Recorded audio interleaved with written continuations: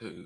All right. Well, we have got a very special guest today. I am thoroughly excited, and I know most of you guys are as well. Glad to have some already see some SOGmen in the chat. Mr. Terry, Jason, nice to have you. But we've got a special guest. We've got the Wild Carrot himself finally. Without further ado, Mr. Jim, I'm going to go ahead and hand it to you and let you get it started and go with it for us. So thank you for being with us, and the floor is yours, sir. Okay. Well, my name is Jim Shorten, and when I was in the military, my name was Jim Jones. I was adopted in the name of Jones, so when I got out of the military, I changed my name back to my birth name.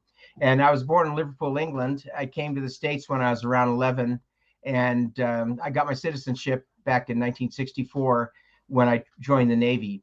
So I joined the Navy. I spent 3 years, 7 months in the Navy. I joined what they call the kiddie cruiser. So the kiddie cruiser is you get out on your 21st birthday. So I did that. And then when I was in the Navy, I spent 22 months in DaNang, Vietnam, working with the Seabees. And when I came back to the States, I had a hard time dealing with all the hippies and what have you. So I went back and joined the Army, but I can get in the Army, but they wouldn't take me in Special Forces unless I had a high school diploma. So I went back to high school when I was 21 years old, and I got my high school diploma. They actually just gave it to me because I was too old to be with the other students. And so I did that, and then I took my battery test for being in Special Forces as a civilian. So they had no choice but to send me to Special Forces. Then if I failed Special Forces, then they would have just sent me to 82nd Airborne or 173rd or something. So I did that. And also, when I was in the Navy, I started flying airplanes, and I started skydiving back in the Navy. So jump school was pretty easy for me. So when I joined the Army, I went to basic at Fort Ord, California. And then I went to advanced infantry training at Fort Ord. And I was the outstanding trainee of the battalion of the cycle. I was the #1 guy. So I was really surprised that I got that. But I got that little statue, the little statue, and I got the certificate and all that junk.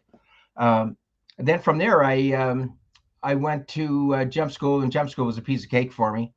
Then I went up to Fort Bragg, North Carolina, and went through Special Forces. I started off with communications. You go for phase 1, then we had MOS training at whatever your job's going to be, and then we went to phase 2.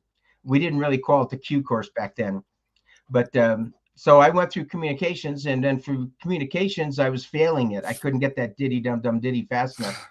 So I told them, I said, hey, look, I worked with the Seabees over in Vietnam. I said, I've got a working knowledge of the Vietnamese language because I had a girlfriend there. I was there 22 months. I mean, I learned the language. So I did that, and they took me out of communications, put me in engineers, demolitions. So that was a piece of cake for me.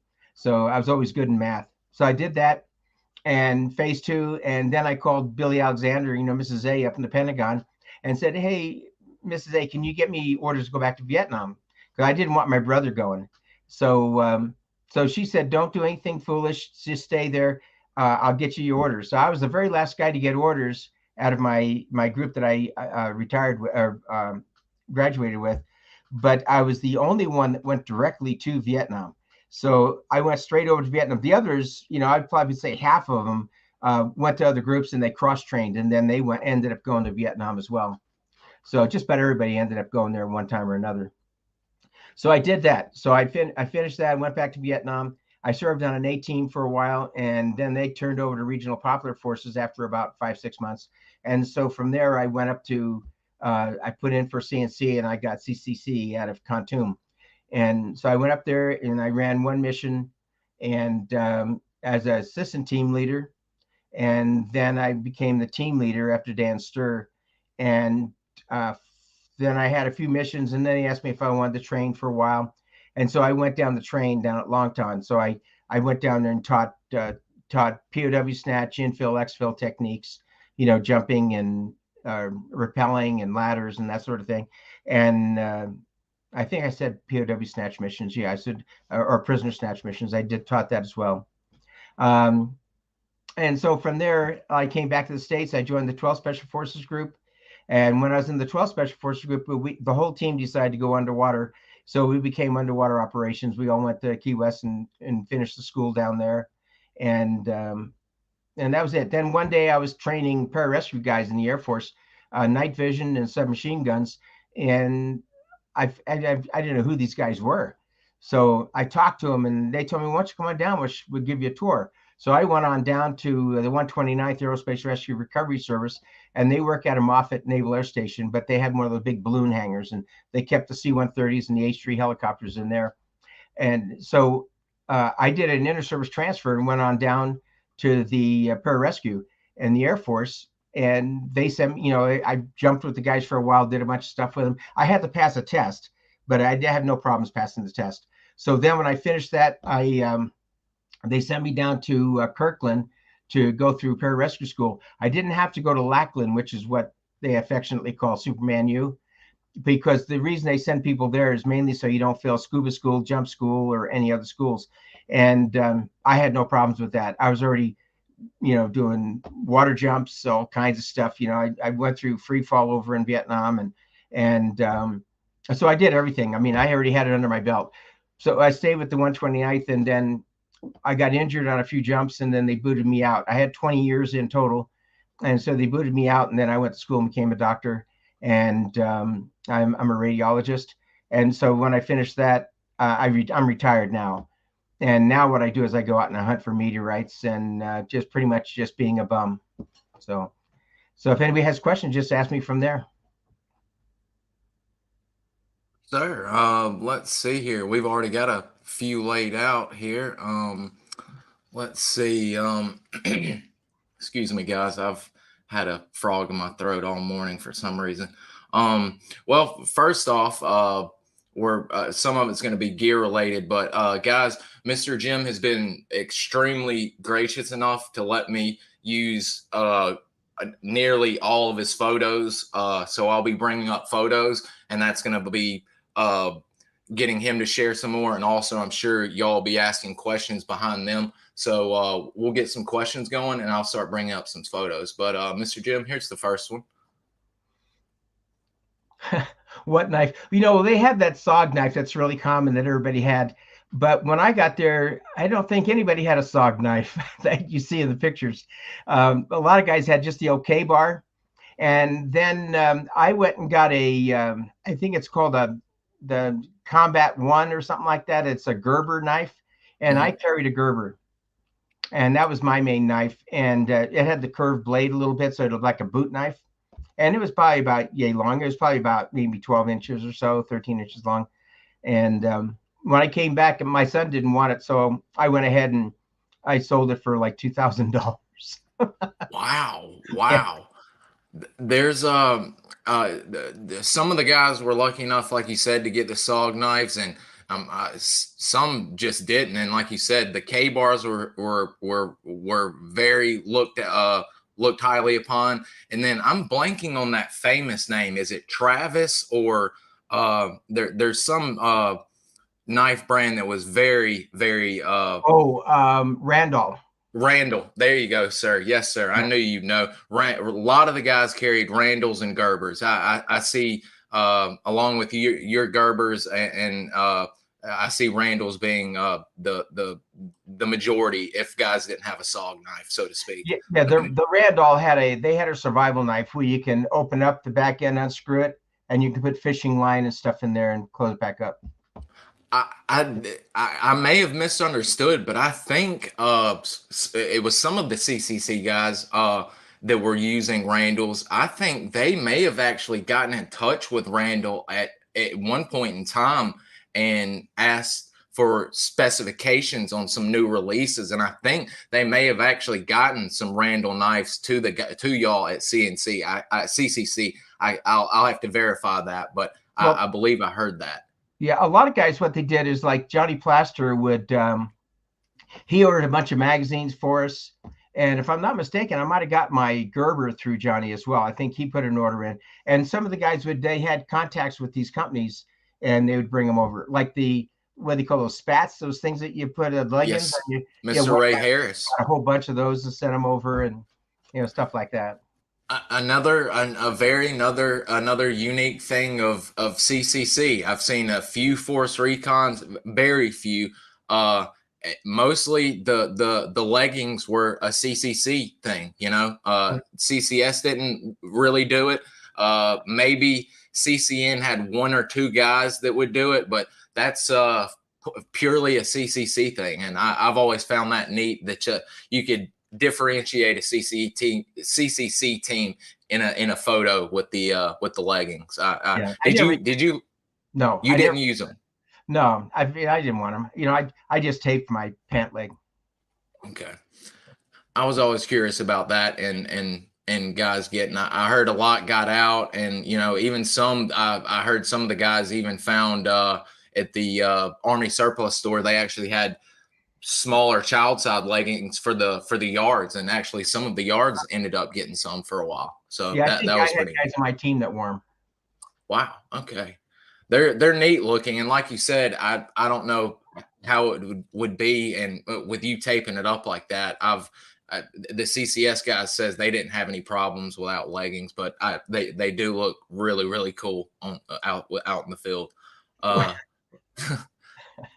Let's see. I'll read these because somebody was saying the other day that when they can't watch, they're listening. So how did you first find out about SOG, and did you know what it was about? Well, we didn't know about SOG. SOG was now the term we didn't really know, but what we knew was CNC. And so when I was in phase 2 of Special Forces, the rumor was going around, pretty much everybody knew what CNC was, but they wouldn't tell you, the word would get out, and we kind of knew. And some of the guys, I remember this guy named Worley. Worley told me, he says, "Hey, whatever you do, don't go to CNC." He says you get yourself killed. And the more somebody tells me that, the more I want to go find out. So that was one of the reasons I went, because I wanted to run the toughest missions I could run. I wanted to be like like the Merle's Marauders, the Devil's Brigade, and I wanted to do that kind of stuff. And so when I heard about it, that's when I finished the A team, because everybody says go to an A team first. Get your feet wet, get shot at a few times and find out what it's really like. But I got shot at a lot when I was in the Navy over there, on shore duty. I'll be driving Jeeps up and down the roads. I remember one time I drove down to Pleiku and we got shot out there. And I remember one time we used to take the river boats down the river in the DaNang River, those landing craft men and landing craft utility, the LCU, LCMs. And we'd have to get down into the bay of the boat, and you can hear the bullets hitting the side of the boat. And they'd shoot at you when you're going on the river from the shore. And some of the guys had a gun up on where the guy's driving it. He had sandbags built up on both sides of the little the control station there. So that kind of stuff. So speaking of Navy, this is when I was in the Navy. This is an H-34, the Marine Air Group 16, MAG 16 out of China Beach. On my days off, I used to go over and fly with MAG 16, and I'd help them load and unload wounded and supplies and stuff like that. But that's one of the H-34s. Wow. On your days off, you'd go. Yeah, this is like 1966. Wow. And that, I mean, like you said, even before you went through the, Special Forces training group and all that, you had been shot at and experienced it. And that name you just mentioned, by chance, when you were going through training group, did this happen to be Mo Worley, the famous Mo Worley that we sadly just lost? Wow. Yeah. So you were as from what I understand, there was you may not have been in the same group, but there was several classes that he taught, and Mr. Howard Sugar was one of them. Johnny Plaster was one of them, and now finding out you were actually one of them. That's as far as I have heard, he actually was in a wheelchair still at the time and would have to be lifted up on the podium to speak to y'all, and it's cast. He walked around a lot. He used to hang out with a guy. There was a couple of guys. I think one was Frank's. Mm-hmm. Frank something. There was another guy, and they actually served together. But I'm not sure if the name was Frank's or not. But I think it was Frank's. There was another guy named Haas, and Haas lost both of his legs, and he would be in a wheelchair. He had legs that were mechanical, but he didn't like them. So a lot of times people would just pick him up, like they'd go out and have a drink or something, and he'd say, "Hey, I got to go to the bathroom." So they'd take him, carry him into the bathroom, put him on there, and they'd forget he's there. But that was back at Bragg. We used to hang out at this bag, at this one bar that you had to bring your booze in a bag, and you can ask for a Coke, and then you take your bag and you pour your booze in and put the bag back down the floor. Brown bag special. That's what time were you going through training group? Was it 69, 70, or? It was in 66, 67, maybe 66 or 67. Through training group? Yeah. For special forces? Wow. Yeah. Okay, man. You were early on. Okay. 66, because I left the Navy in let me see, I was 64, 5, 6. No, it had to be 67. 67. No, okay. I take that back. It was 68. I'm sorry, I got my dates wrong. It was 1968, from 64 to 68. Okay, because I was about to say, I thought 69 time frame was A502 time era or something around in there. Well, it was almost 4 years in the Navy. So, and then I had my time off going to school and stuff and going back. Oh, yeah. Yes, sir. Absolutely. Oh, that's an interesting one. Yeah, we did. We would go I'd look at my guys and I'd go, "Hey, over that way, look that way, look, and stuff, and take a break, that kind of thing, or get down or stop, that kind of thing." I'm trying to get my thing, those kind of things, you learn different hand signals. Yeah, because when we were out in the field, we rarely ever talked. And when we talked on the phone, even though the handset, we had a plastic bag over it to keep it from getting wet, and you could whisper through that plastic bag and they can hear you just as fine as can be on those old Prick 25s, PRC 25 radios.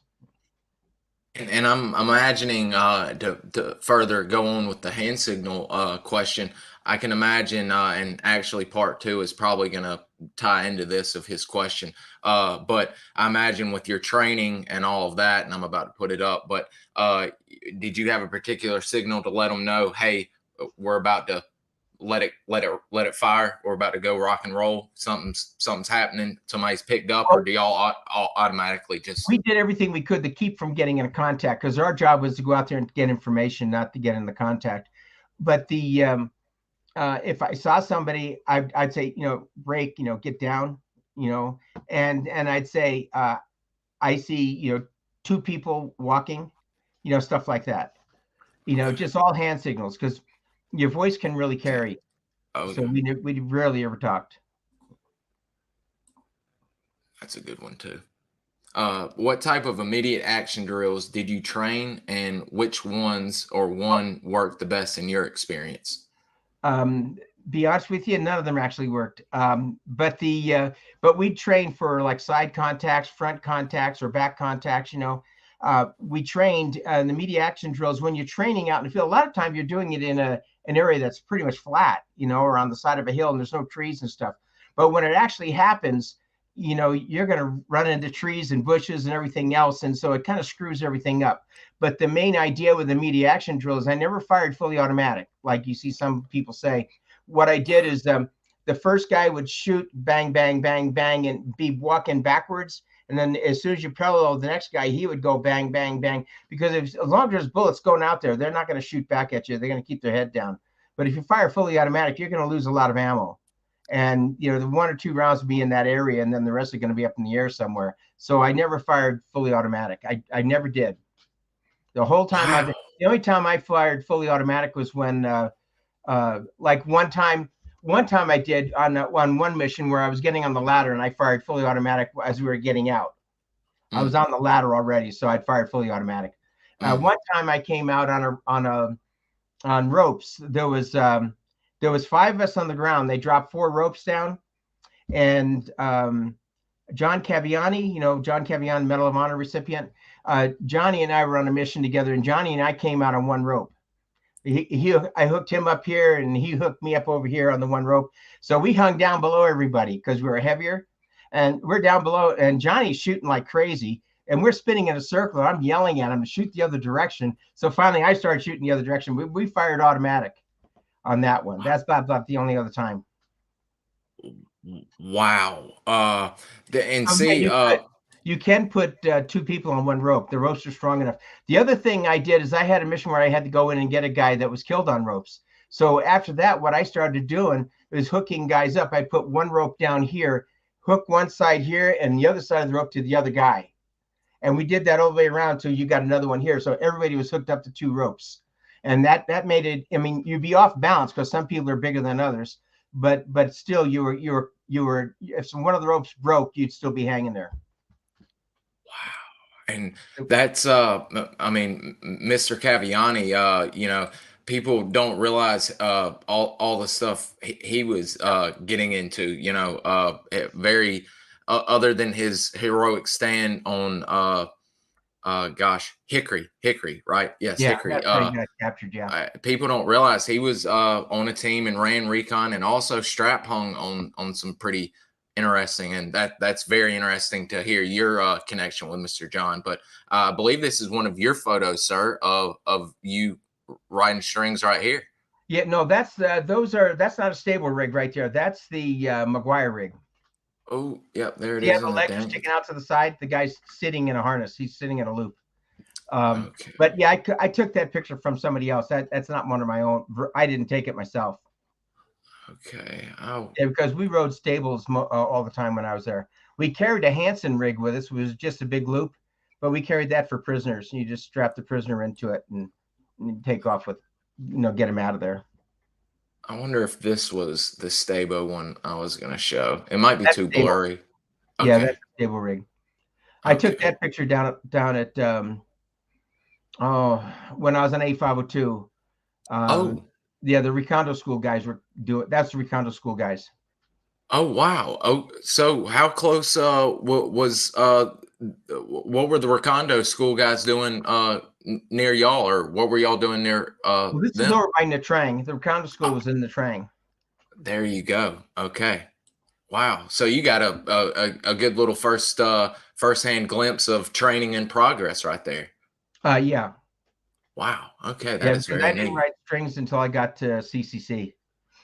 Wow. And then you fell in love with it. I um yeah, I wrote strings 16, 17 times. I love strings. wow. And we're gonna get into Talk that, about your guys. This childhood in Liverpool. Where about in Liverpool you grew up? Well, I lived in a place. I remember the address. It was called Ackenbury Close Number 4 was the house, and I really don't remember a whole bunch about Liverpool. I remember going to school. I had to wear those little uniforms, Mhm. and have your shoes shined and stuff because my whole family went through the school. Even though I'm Irish, and the Irish were originally from Ireland, and they went over to Liverpool to work on the ships, is what happened. And they became Scouse. That was that's why they cut all their words off because I guess that was a residual from speaking Gaelic or something. I don't know, Mhm. but anyway, yeah. And then the other thing I remember, there was a girl across the street that tried to teach me how to play piano.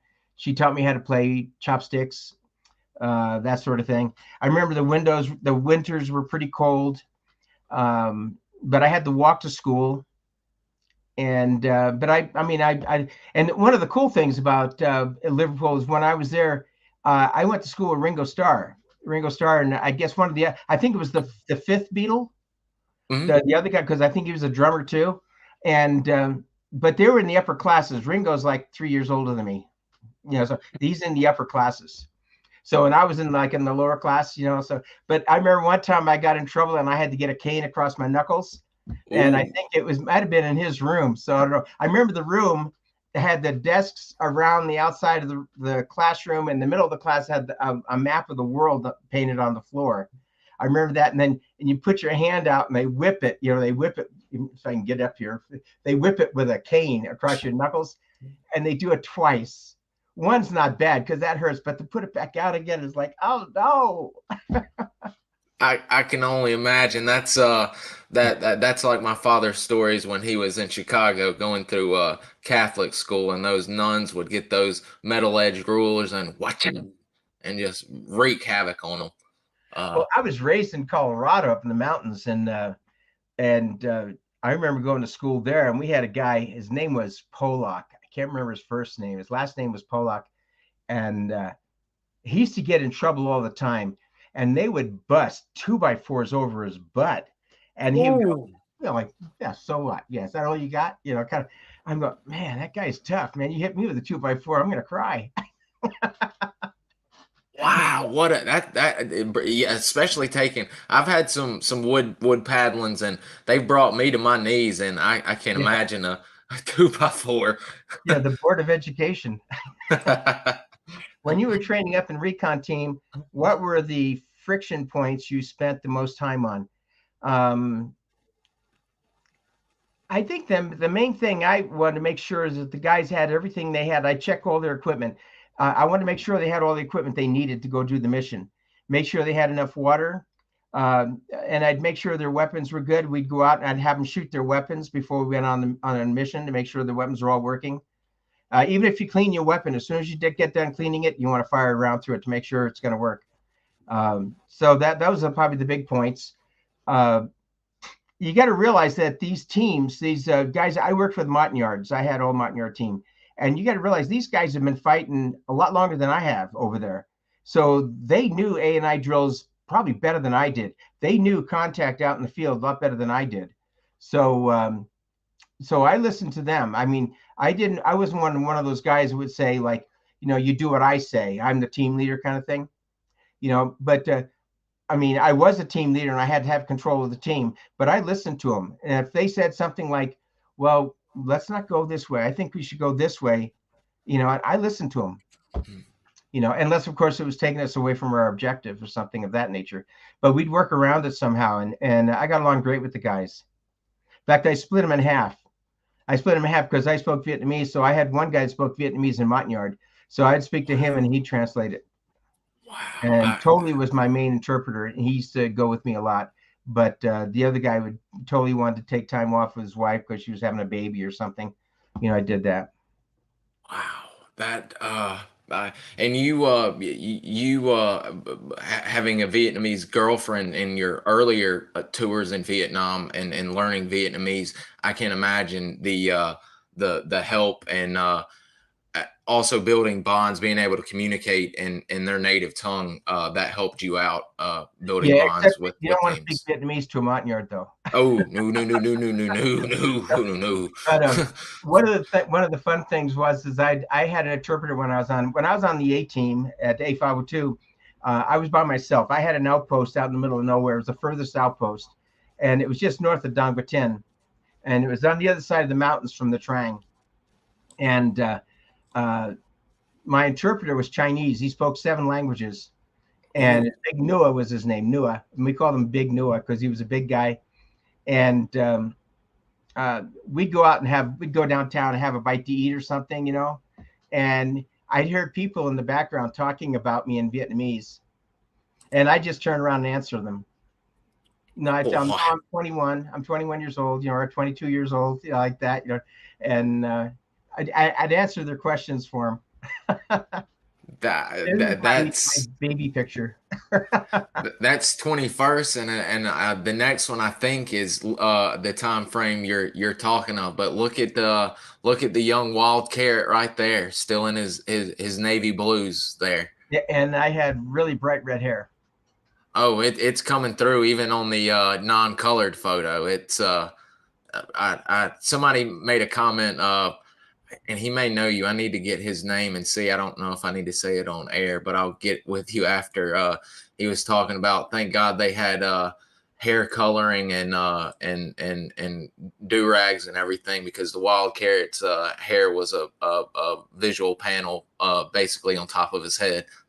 Well, when I was on A502, and a lot of the guys didn't want to run with me because I didn't wear a hat or anything, and my hair was so bright red. So I started wearing a bandana, and then I finally got a hat. I got a hat from one of the enemy, and I put a purple hat band on it, and I used to wear that. When I was on the A team, I would try to go out and get in trouble. I tried to get in contact. So you're A502, and as a matter of fact, I'm going to be bringing some of your A502 photos up because this is one of the first ones to show, because there's some historic men in this photo with you.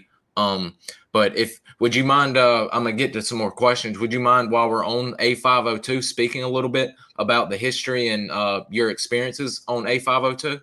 Yeah. A502 was this is Sonny Hoffman, and this is Lou Merletti. Lou became the director of the Secret Service under, I think it was under maybe Reagan or Clinton or somebody. Clinton. And this is me here.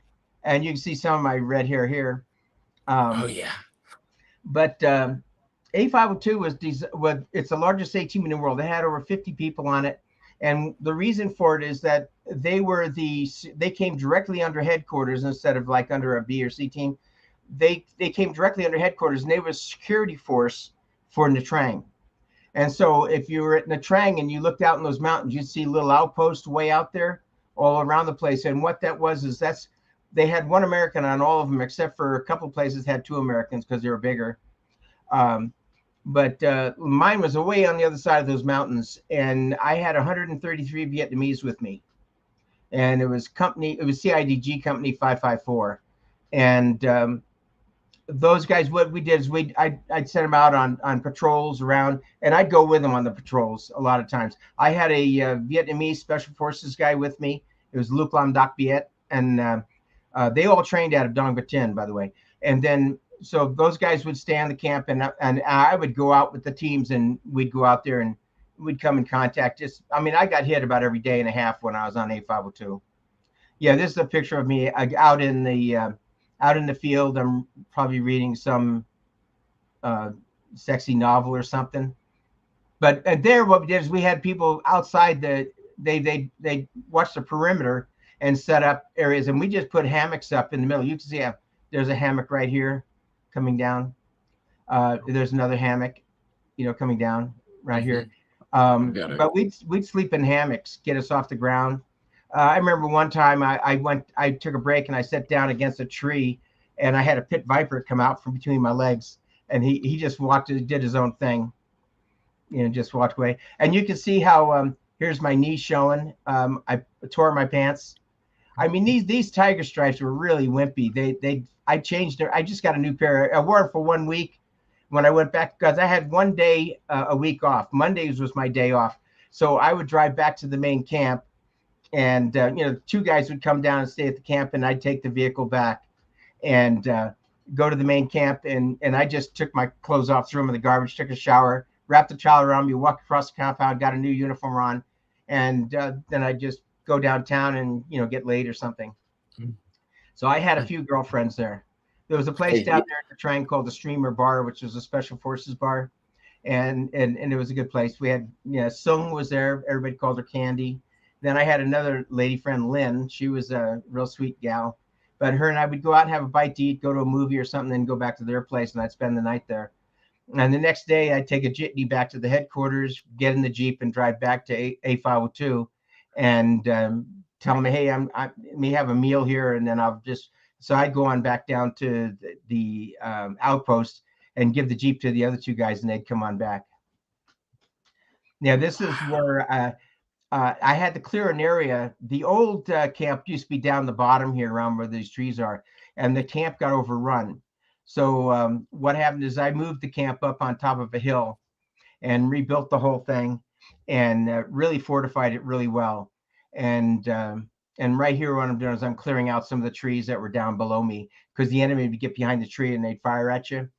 So this is a 105 round sitting right here.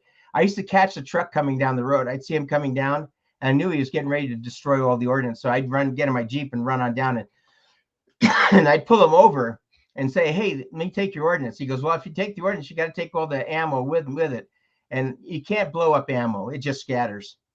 So what I would do is I'd have to get a helicopter or bring it up to the main camp and have the guys just, when a helicopter's there, they just take the helicopter out, fly it over the ocean, and dump the ammo in the ocean.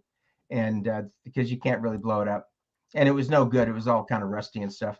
So, but anyway, that's what that is. I'm just, and I'm around some of the areas where I had bigger trees. What I did is I used to put the rounds behind the trees, behind rocks and stuff, where I knew the enemy would get behind it and fire at me. So what I did is I ran buried wire all the way up from out around the camp and bring it all the way up to to one of the bunkers. And in the bunker, I had a board with these nails on it. And I used 2 Prick 25 batteries, the PRC 25 batteries, because one wasn't strong enough to get out there. So I used 2 batteries, and I'd hook them up to one nail. And then I'd have the, one wire and one set of nails, one on the other set of nails. Then I just take a wire and just touch the nails, and it would blow up that area. I had it all marked out where it was and everything. So if somebody's shooting at me behind a rock, I just touched the nail, and everything just disappeared. So I had that. And then I buried the food gas out there too, which is oh yes. Yeah, I had 55-gallon drums filled with gasoline with the mixture you make the food gas with. It makes like a soapy stuff. And I remember one time I had some Korean Special Forces guys out there. They were really cool. But the captain came over and he goes, "No, you're doing it all wrong." He says, you gotta put nails and glass and put everything in here, mix it with it, And I'm going, "Man, you're gruesome, dude." But then when I tried to overrun my camp, what happened was it blew. I blew it up, and I didn't know it evaporated that easy. But you have to do it every 3 months, and it evaporated. All I got was a big flash of light and white smoke, but it was enough to scare them, and they took off. And this is up on DaNang. If you're in the Trang and you look over at those mountains, there's a big mountain called DaNang, and or summit, something, the DaNang Summit or something. But anyway, up there, we were doing missions. I went on a lot of missions when I was on the A team, but that's me there. And this is up at the top of the mountain. And this was A502 as well. And I used to go out for a week at a time, sometimes 2 weeks at a time. There was one time I went up to the main camp. I was going to go downtown, and I went on a 1-week mission. And I went to the camp. I changed, cleaned up and everything. And I was waiting for my breakfast. And we had a major in charge because since it was a large A team. So the major came out and he goes, "I need some guys to go run a mission." And nobody wanted to go. And I'm going, "Well, I'll go." He goes, "Didn't you just get back from a week mission?" I go, "Yeah, that's okay. I'll just finish my breakfast. I'll go out again." So I went out for another 2 weeks. And this picture was taken on that mission. And then I came back again. And I went and cleaned up, and I'm sitting down and have my breakfast. He comes out looking for men to go on a mission. Nobody wanted to go. So I said, "Well, I'll go." So I did a week, 2 weeks, 1 week, 4 weeks in a row, straight through on missions. I mean, besides Mr. Lou Merletti, who is featured very prominently in Surprise Kill Vanish by Annie Jacobson. I own that book, and it speaks a lot about SOG. Tilt's mentioned in it. Wow, there's dogs back at the house being yelled at in the background. But besides you being on A502, Mr. Lou and Mr. Hoffman, who also went to CCC and served with Mike Shepard, didn't you also have another famous CCC vet that served with you, Mr. Franklin Miller?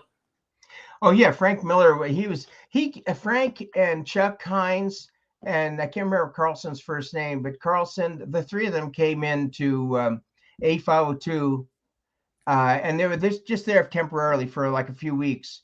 And Carlson was killed at A502. And then this is the Korean guys I'm telling you about. And this is one guy. Every once in a while, they send a guy down with me down at camp just so they get used to getting shot at. And this is one of those guys. They brought him down. And he didn't really go out in the field that much, but he came on down and stayed with me. And this is underneath the 50 caliber tower, and it's down under the ground. And it was a big Connex box, and I'd be down there. And that's my bed right there that he's laying on. So, but that's a great photo.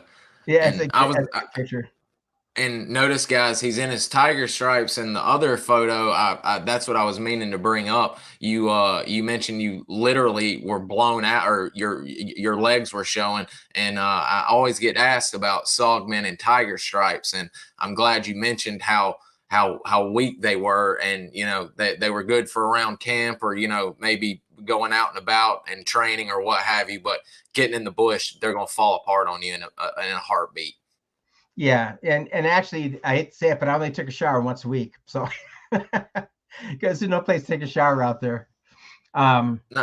But getting back to Miller and Chuck Carlson and those guys, Chuck Hines, and when they left, they went to Miller, Chuck Carlson was killed, and then I know Miller wrote a book. It's in the beginning of his book, but Miller was a crazy guy. He was your Rambo. He'd get a mission to go out and gather intel, and he would go out and just shoot the place up and kill as many bad guys as he could.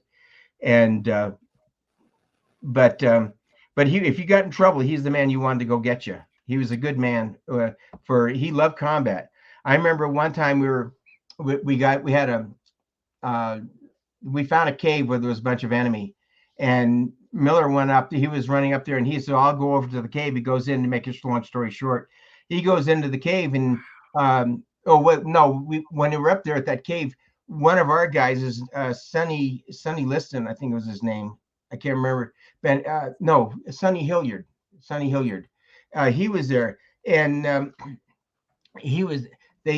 somebody told him, said, "Hey, grab the phone and talk to that pilot." So he turned sideways to grab the phone. When he did, a bullet went in here, out here, in here, and out here. So if he didn't turn sideways, he would have got it straight in. And that really pissed Miller off. And so Frank Doug Miller decided, he's going to kick butt. He went into that cave and just killed everybody in the cave. Started throwing grenades, and they were firing grenades, throwing them back at him and stuff. And he came out, he was just covered with blood. But he just went in there and just kicked everybody's butt and killed them all and came back out again. But that was the kind of guy Frank was. He was just, I remember one time at CCC, when he went to CCC, I went up after him. And Gary Stuckey and I went up there together. And so when we were there, I remember going out and have breakfast in the morning, and I saw Frank and his team going up the road, going on a mission. And it was about, after we got done training my guys and stuff, I went ahead and gave them the rest of the day off, and I was down at Fat Albert's bar having a drink. And I look over and I see Miller standing in the doorway like this, chewing gum, looking around the place, and I go, "Mill, what are you doing here?" "I killed 9 of those bastards," like that. And that's just the way he was.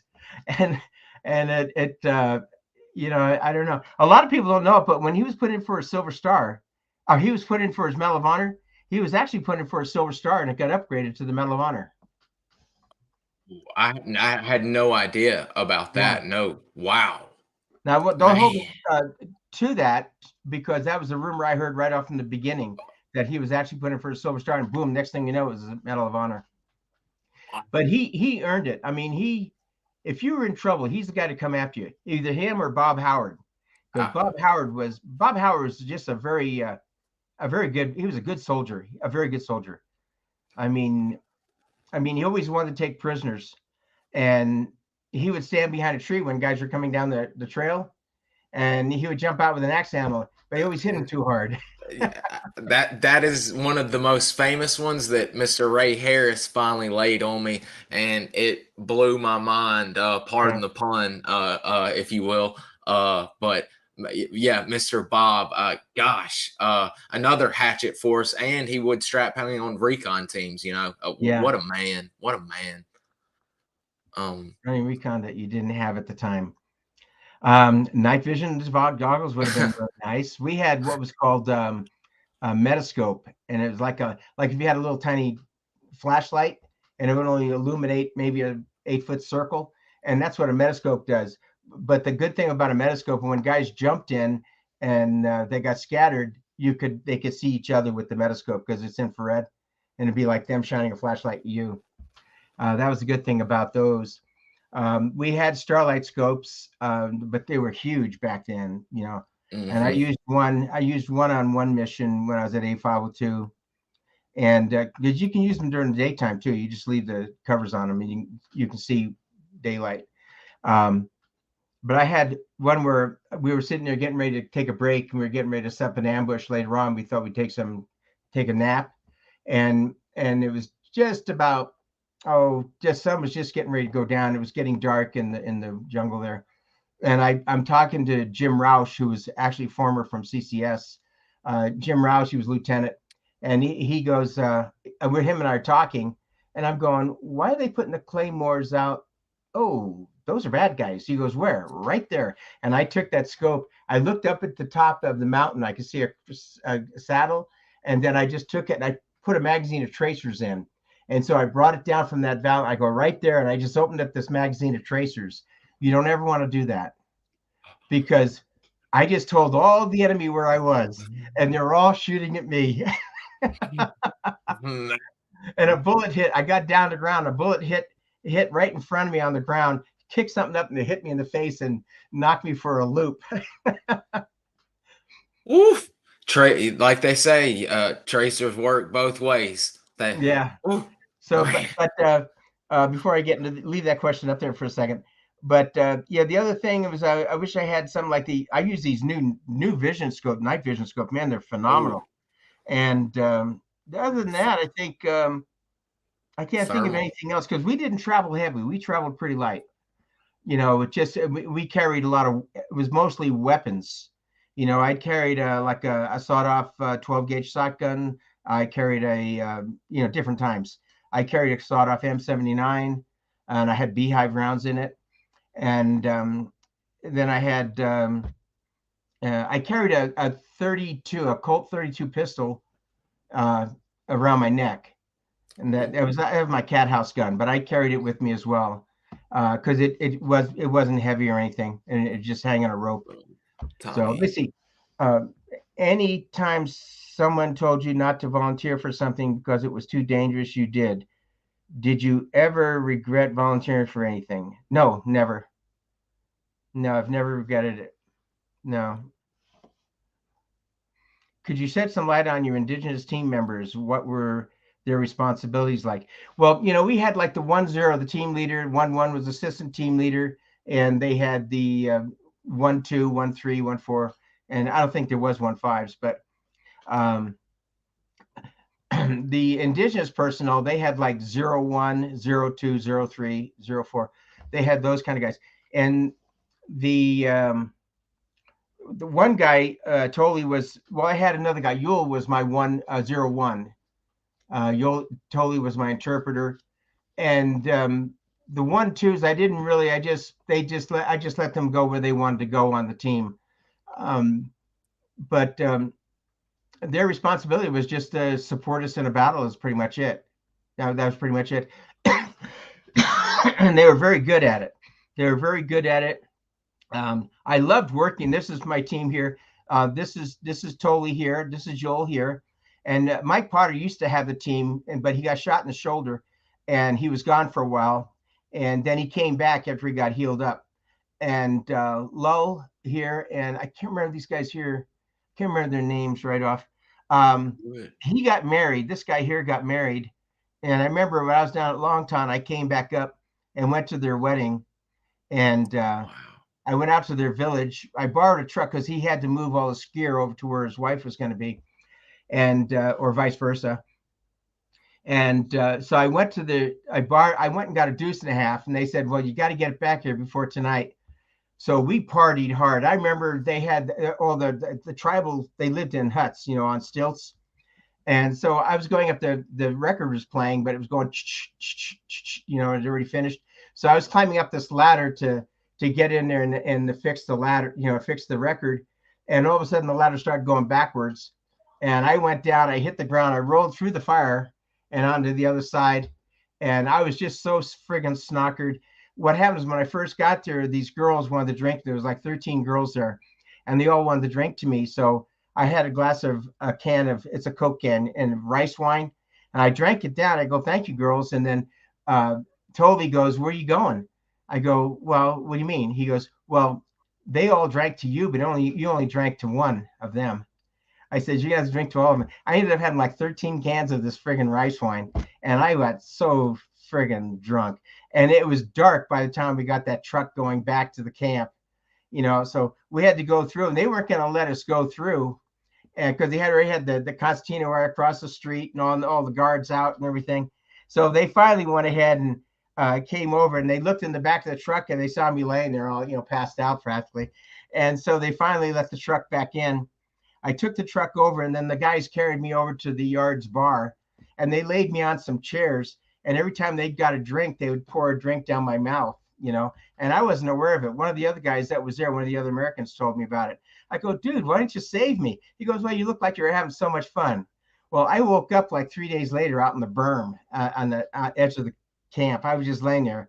And because I didn't have a hooch that time, because I came up from Longtown to go to say goodbye to everybody. So I went over to where Gary, he was RT Arkansas. So I went over and I kicked the door open and I climbed in his bed. He was out in the bush at the time. So when he came back from the field, I'm sitting there, there's this pile of vomit all over the floor and I'm sicker than a dog. And finally they dragged me over to the shower and showered me and cleaned me up and got me on not smelly, brought me back. They drugged me over to the chow hall and the cook made something for me to drink and started getting me back on my feet again. But I got so drunk. It was so bad. I could have died and gone to What a rough one. What a rough one. That's like Martin Sheen in Apocalypse Now, where he's having to be cleaned up by the men picking him up for the mission. Oh yeah. You mentioned using a sawed-off shotgun for POW snatches and other interviews. Do you have any stories with this? No, I actually never used it. I took it out with me, the sawed-off. It was a 12-gauge shotgun. I took it with me, and it was a lot of times we use it on the berm in case anybody was coming up on the berm. It wasn't that good out in the field unless you're really in really close contact. But I never did use it on anybody. You know, I just never used it. In fact, I never even used the sawed-off M79 either. I mean, this was only about yay big. It was a small one. It was a pistol one. It would hang on a cord on your side. I had a little kind of a thing you can tie up in there, and it would hold it so it wouldn't swing around. But no, I never did use the shotgun I took it on the ambushes and stuff, but I never used it on anybody.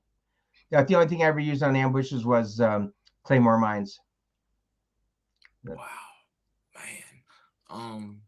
Oh, this is. I'll be anxious to hear you on this one. I would love to hear about Homer Hungerford. Could you talk about his history and how he was have him on your team? Well, the DLC, I was new in SOG, and a lot of people didn't know me because I became a team leader. Like after my second mission, I was a team leader. It was crazy, but it was because of all my background in on the A team and all the missions. I had like 36 missions on A502. So, but then. Homer was an older guy, and Homer served in the Second World War, the Korean War, and then Vietnam. When I knew him, he had 7.5 years of combat, 7.5 years of service, and all 7.5 years was combat. And I asked him, I said, hey, Homer, would you like to run on my team? He says, I need a 1-1. And he goes, sure. And so, but Homer was, I mean, he had a wealth of knowledge. And instead of having some young guy come in, and you have him with you, you don't know how that guy's going to act in combat. But Homer's been in a lot of combat. So you know he's going to be calm and collected in there. You know, somebody shoots at him, he's not going to freak out and, you know, whatever. So so I had Homer, and Homer was he was like your Hemingway. You know, he took 30 days leave and he would go to Africa, go on a big game hunt. Stuff like that. He owned a hotel in Hawaii, and he had a partner with the hotel. And he told her, it was a woman, said, "I'll give you half my hotel if you take my share of the profits and just put it in the bank for me. I'm going to go back into the military," and did. Homer had 3 sailboats. He had 2 90-foot sailboats one time. But he said they all got wrecked and they sank eventually, or he sold one or something. But Homer was really a really classic guy. He never touched any alcohol in Vietnam, never drank. And I used to send him letters. And one time, one of the letters followed him back when he was going on a 30-day leave, and he came into San Francisco. He called me up because I was going to San Jose State at the time, and he called me up, and so I went up there to meet him. And he was at the Mark Hopkins Hotel, and he's laying on the bed naked, and bottles of champagne all over the place. And he's got this masseuse, this woman, beautiful blonde woman, like French or something, giving him a massage. And you know, and he knew a lot of people because he was one of those characters that knew a lot of big people.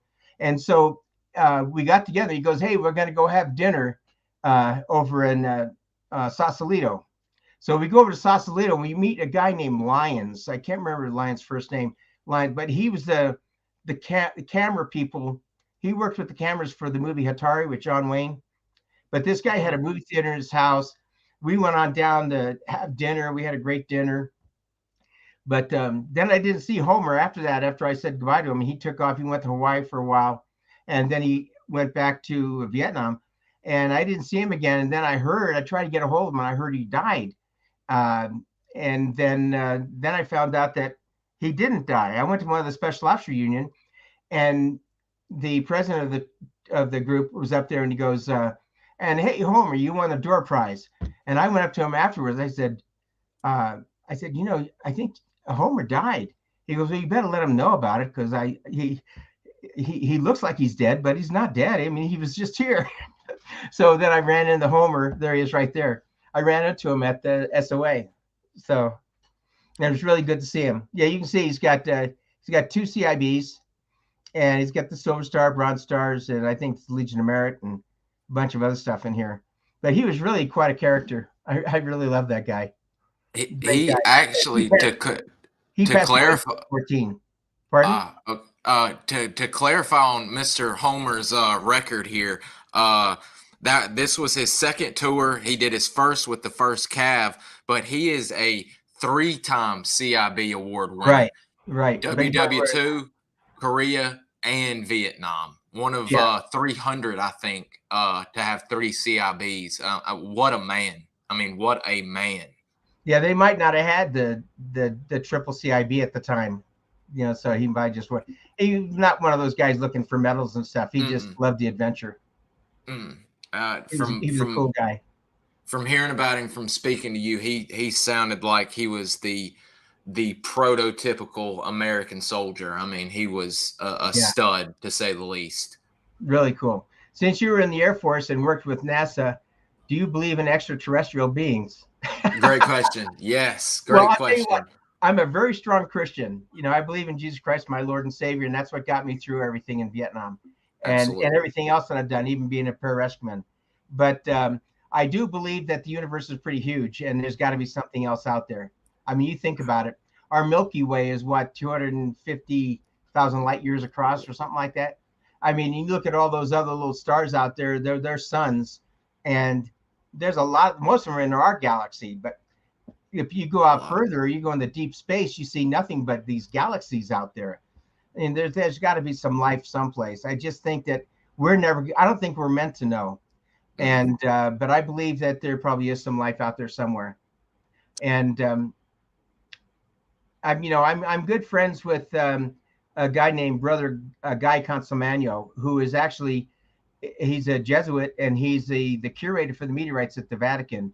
Well, now there's another guy, Brother, what's his name? Brother Bob Mackey is now the new Jesuit in charge. But anyway, I had lunch with a Brother Guy one time, and he asked me, he goes, "What's your opinion on science and religion?" And I told him, I says, "Well, science is the study of how God put it all together." I says, "But we know that God, even though we might not see God, there's a being, something that put it together." And some people say there's a parallel galaxy out there as well, or a parallel universe. So there might be. If you look at everything from the smallest little cell, you have all these electrons going around it. Then you get the Earth, and you got the moons going around it. Then you got the sun, you got these planets going around it. So it's very possible you can have like the center of universes, and universes going around it. You really don't know. I'm of the exact same thinking. I believe God as the grand architect of things, and I've weirdly been watching a science fiction show as of late that's very interesting. It's called Fringe Science, basically, for short. And it goes on that a parallel universe that is much like ours, that just key little things. For instance, 9/11 didn't happen in this universe on TV. So I'm very interested in stuff like that, as well as clearly you are too, with your meteorite hunting, and as much time as you are looking into the sky as well as the Earth. I'm sure you've seen some very interesting stuff, and I'll Well, be posting some photos. I've had a lot of prayers answered. You know, I mean, blatantly answered. There was no way it was just a coincidence. I mean, they were blatantly answered. I carried an Air Force survival knife. That's Mr. Terry of the CCC Hatchet Forces. Oh, I don't even know what an Air Force survival knife is. I know we had these little knives that you could flip out a hook and then you cut shroud lines with them or something. But you know, we had them on. They were actually in a little thing built into the harness for the parachute. Wow. But I don't know. When I was a PJ, I never actually I never carried a knife as a PJ. That was the only one. I mean, I might have had a pocket knife or something. You also said that you were always moved toward a signal shot. That seems like a dangerous routine. Did you ever not work out? Did it not work out for you? No, I've never had a problem with it. The thing is these guys, usually when you have somebody shooting signal shots, it's only 2 or 3 guys. So what they do is they'll fire saying, "Hey, we see movement," or whatever the 1, 2, or 3 shots might signal. I can't remember what they actually signaled. They'd be on the road too. They used to have guys on the road that would shoot signal rocks saying like it's clear, you can bring the trucks through or something. Johnny Plaster knows what those signal shots are. I just don't remember.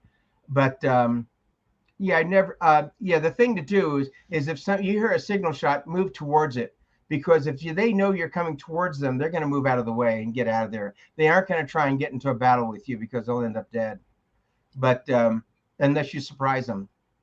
I have had times when I've had the enemy walk right by me and I wanted to jump up and grab one of them, take two of them out and take the other guy alive.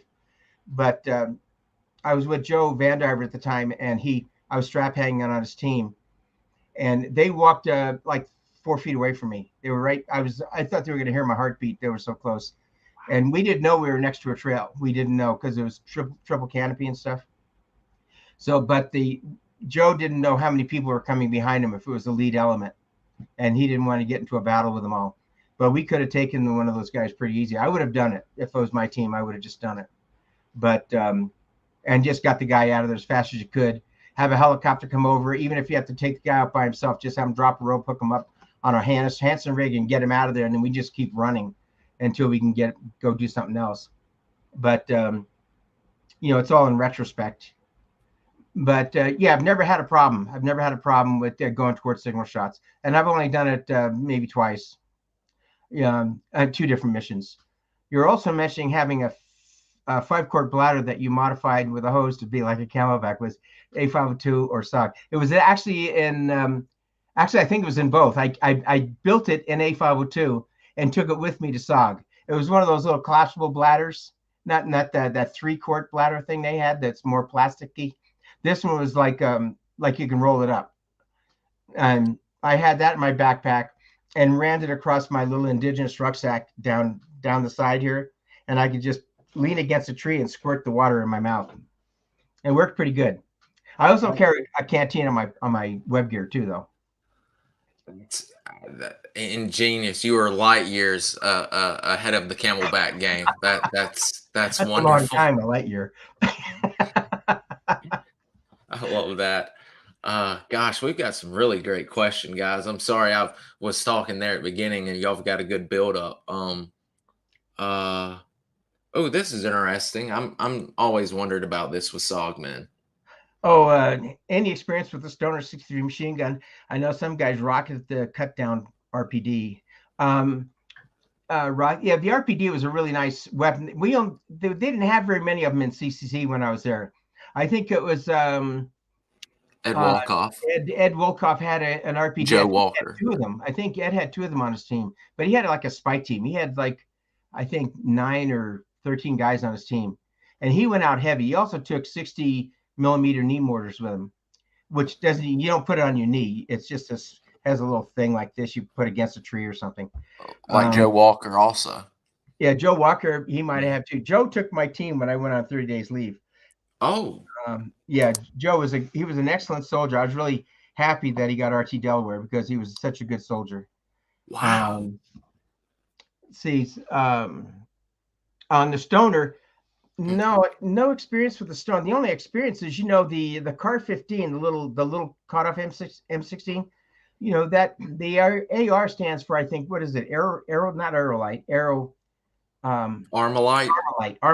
Armalite and Stoner put that design together, and that's about as close as I ever got to a Stoner. I've experienced Stoners before because a lot of the Navy SEALs and UDT guys had them, and I'd look at them and talk to the guys about it when at an airport or something, like down in Tonsanut or something.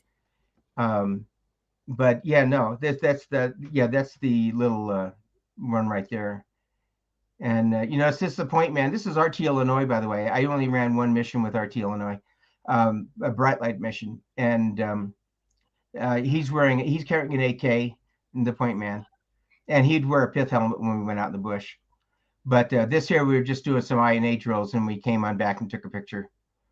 But yeah, they were good. I did one mission with these guys, but what happened is when we went up to do a bright light, and there was a guy killed on a string. The rope broke and he fell to his death.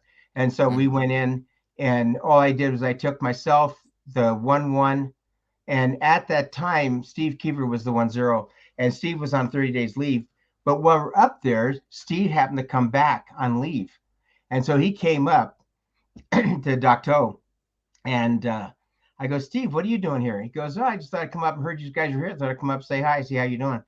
I go, we're going on a mission. You want to go? And he can't say no, right? That's his team. So he let me go as the 1-0, and he went as the 1-1. The 1-1 went as the 1-2. So, but the mission was successful. We rappelled in, went up the hill. We found the guy, we dug him up, got him hooked up. They dropped 4 ropes down, and we just hooked up and we got out of there. But we got hit about 350 enemy on that deal, and none of the bullets hit us. We can hear them whizzing by, but none of them hit us and stuff. But then I remember when I was coming out on the end of the ropes, an A1E Sky Raider came right underneath me. He was only like maybe 30 feet away from me or so, just right underneath me, 50 feet away from me. And he just looked at me and just waved, and he was firing flechettes down on the bad guys. But we got out of there. It was a good mission, and it worked really well with just 3 guys. I didn't have time for 2 helicopters, and I needed to have 1 rope open to put the body on. So did that. And my 0-1 was that's Steve Keever there. Yeah, that's the first time I've seen a picture of Steve in a long time. Oh, and that's Doc Padgett. Wow. I was just talking to Doc yesterday. He's a good guy. I spoke to him last week. Yeah. I actually sent this to him because he wanted to blow it up for his grandkids to show that he was a cool guy once. Yeah, that he had and then he had dark hair. Yes, sir. I've got a picture of Ty Adderley, and Ty's been after me to get this picture. I sent it to one of the other guys that was at CCN, and he was going to give it to Ty, because Ty Adderley, he was on the Sante raid, and he goes, my kids don't believe I ever had hair. So I've got the picture. In fact, I got it sitting right here. I'll show it to you. And we went together on a. That's hilarious. Yeah, we went together. Let me see if you can see it. Oh, but wow. Yes, that's wonderful. Right there. And you can see his hair. Oh, yes, he's got a head full. Yeah, that was when they came back from Sante, and I gotta send that to him. But when they came back from Sante, we did a river trip with them when I was in the underwater operations team. And we flew out, we parachuted into Pansy, Alabama. We all got together, and we were going down the Chattooga River down to the Gulf of Mexico. And it was a great time. And that's where that picture was taken. We're on rafts going down the river. Yeah, heck, y'all are in Pansy. I mean, that's a half hour away from me. That's hilarious. Really? Y'all crossing right through my territory. Of course, I wasn't born yet, but still, nonetheless, y'all passing through my area.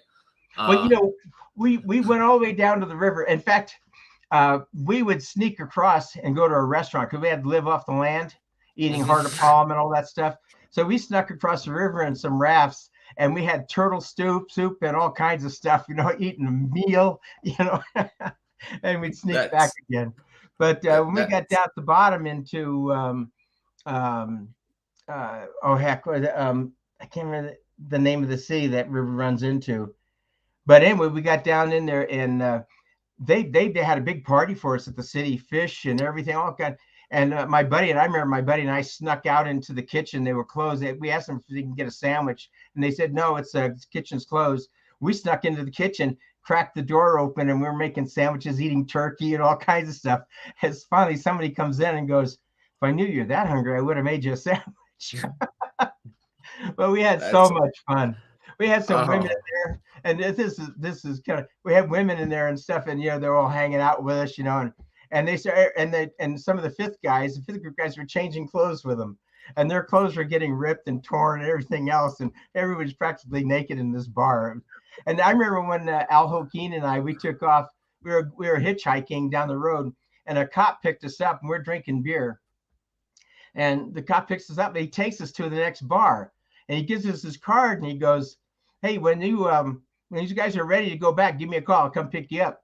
I go, "We're having beer in your car." He goes, "Oh no, in Florida here, you can drink beer. You just can't be drunk driving. You can drink a beer while you're." I think that law's gone now, but yeah, it's definitely gone now. I was about to say it was a wild free time down here in the 70s, 80s, and even up to the 90s. You could get away back here in the country with doing stuff like that. Yeah. Back in the old days, you could get away with a lot of stuff. Absolutely. And all kinds of stuff, Yeah. Even with the single auto fire, did you ever come close to being out of ammo on a mission?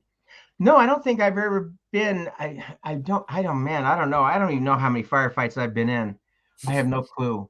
But no, I don't think I think I've always had at least 1 or 2 magazines left at the minimum. Wow. So that's still getting luck. So yeah, but I still had my grenades. I hardly ever used grenades. I think I fired the M79 one time with grenades, and that was about it. Wow. But you got to realize that when you're in SOG, you're going out to you're going out to not get caught. You're gathering intel. Usually you get caught on the 3rd day.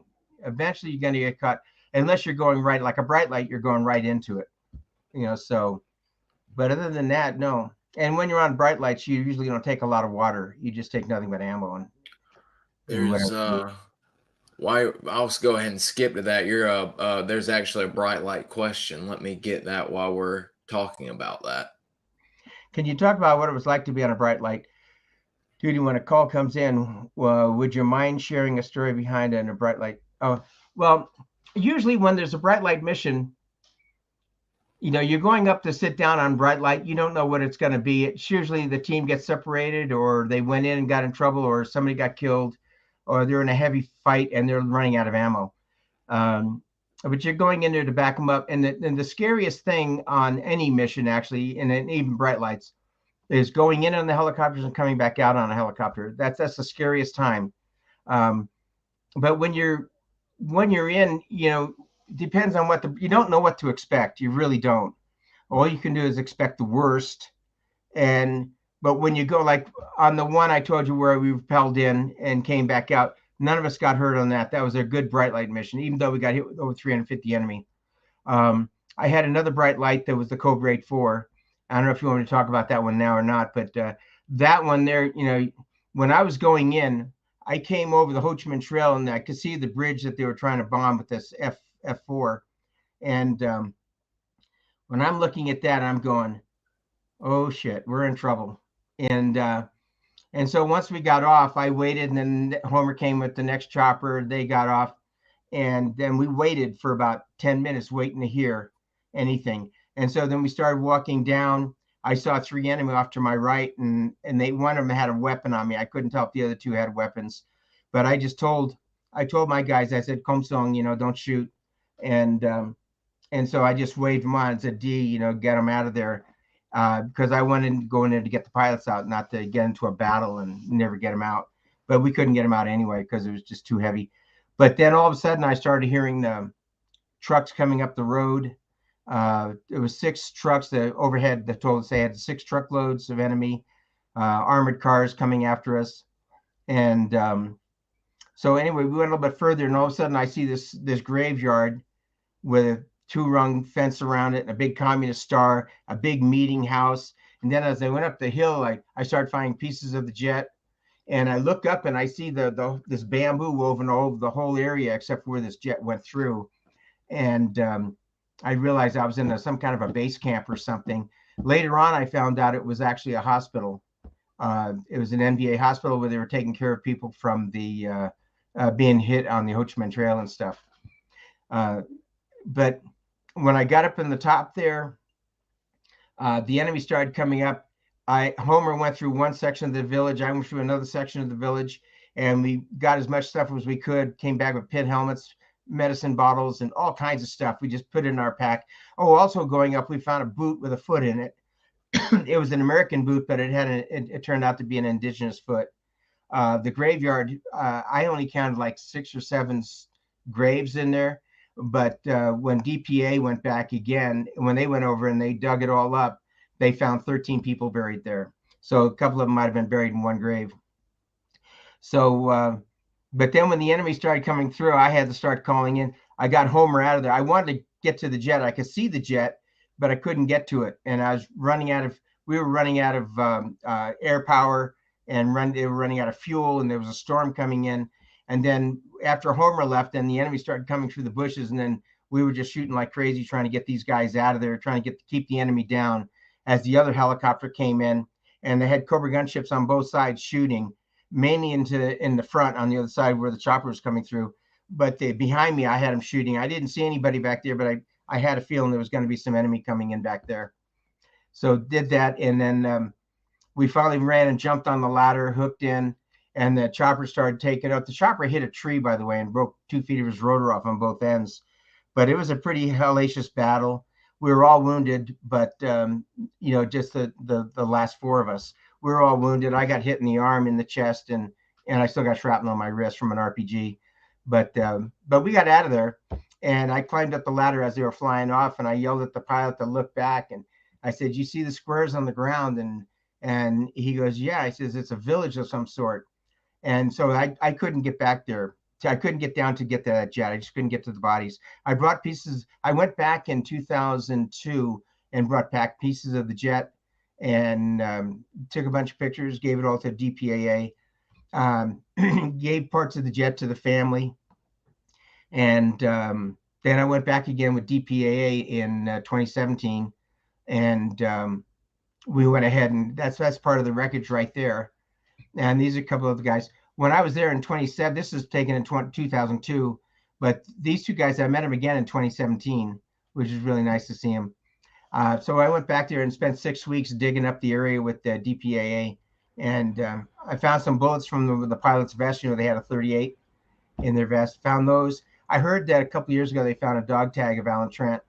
But yeah, that's pretty much on that mission. It was a pretty hellacious mission. But we managed to get out of there okay. Just couldn't get to the body. That was the only mission I ever failed on, and I had like around 47 missions, something like that. Not with SOG. I think I only had like 7 missions with SOG, but I think that it's something like Dan Sturr said I had a couple of missions with him, and I really don't remember. I really don't, because I did a lot of strap hanging. I went out with Hill one time on a mission. We were going in to knock out a tank. What happened is I was walking across the compound, and the first sergeant said, "Hey Jim," he says, "your team's down, right?" And I said, "Yeah, I gave him the day off, or the week off." And he goes, "How would you like to run with Hill? He lost a man on his last mission." So I said, "Okay." So I went over and I talked to Hill, and I go, "Hey, I hear you got a mission coming up." He goes, "Yeah." I goes, "I hear you're down a man." He goes, "Yeah, I lost one on the last mission." And I said, "I'll go with you." And he goes, "Okay, great." So we went ahead, and this picture, this is one of the jet engines from the F4, from that Cobra 84 mission.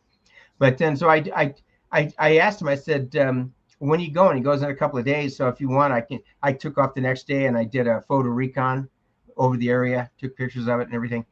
We were going in for that tank. And when he told me we were going to knock out a tank, I'm sitting there going, that tank's not going to be by itself. That tank's going to have thousands of people around it. And so we go in on our primary. And as we're coming down, the bullets are flying all over the place. I mean, you can hear them hitting the chopper and everything, but none of us got hit. And in fact, the gunners didn't even shoot. We just got out of there. And they said, put us our secondary. Same thing, come back in the secondary. Bullets are flying all over the place. None of us got hit. You can hear them hitting the helicopter, but nobody got hit. So then he goes, put us down over there. And we go over there, and we're getting close to the ground. And Hill has got one foot on the strut, and he's holding on to a litter pole sitting here on the side that was in there for putting litters in. And he's got one foot hanging off the strut. And I'm on the other side doing the same thing. Then all of a sudden we hear all these bullets flying again, hitting the chopper. And all of a sudden I hear, I'm hit. And I reach over and I grab him. And I'm holding onto his arm because of the centrifugal force coming back out. So, and that was the end of that mission. So we came back out.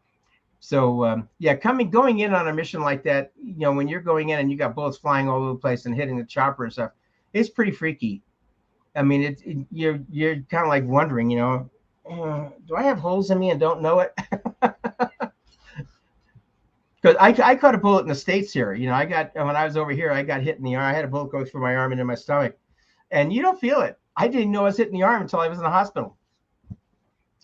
They cut my shirt, and I looked at my arm, and there's a big opening right there. I don't know if you can even see the scar. There's you can't see it. Yeah, you can see it. Here. You can't. Yeah, I got so many freckles. My scars don't show up. I got scars all over me. They don't show.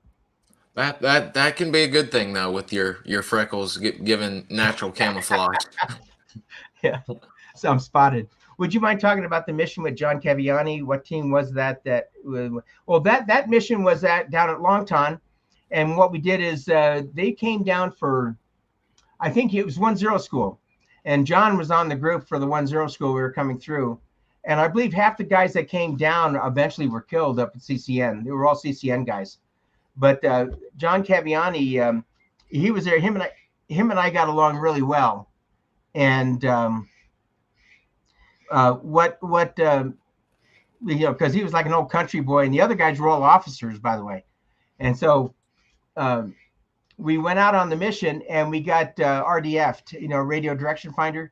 The enemy found our position somewhere along the line, and they kept trying to talk to us. So when they were talking to us,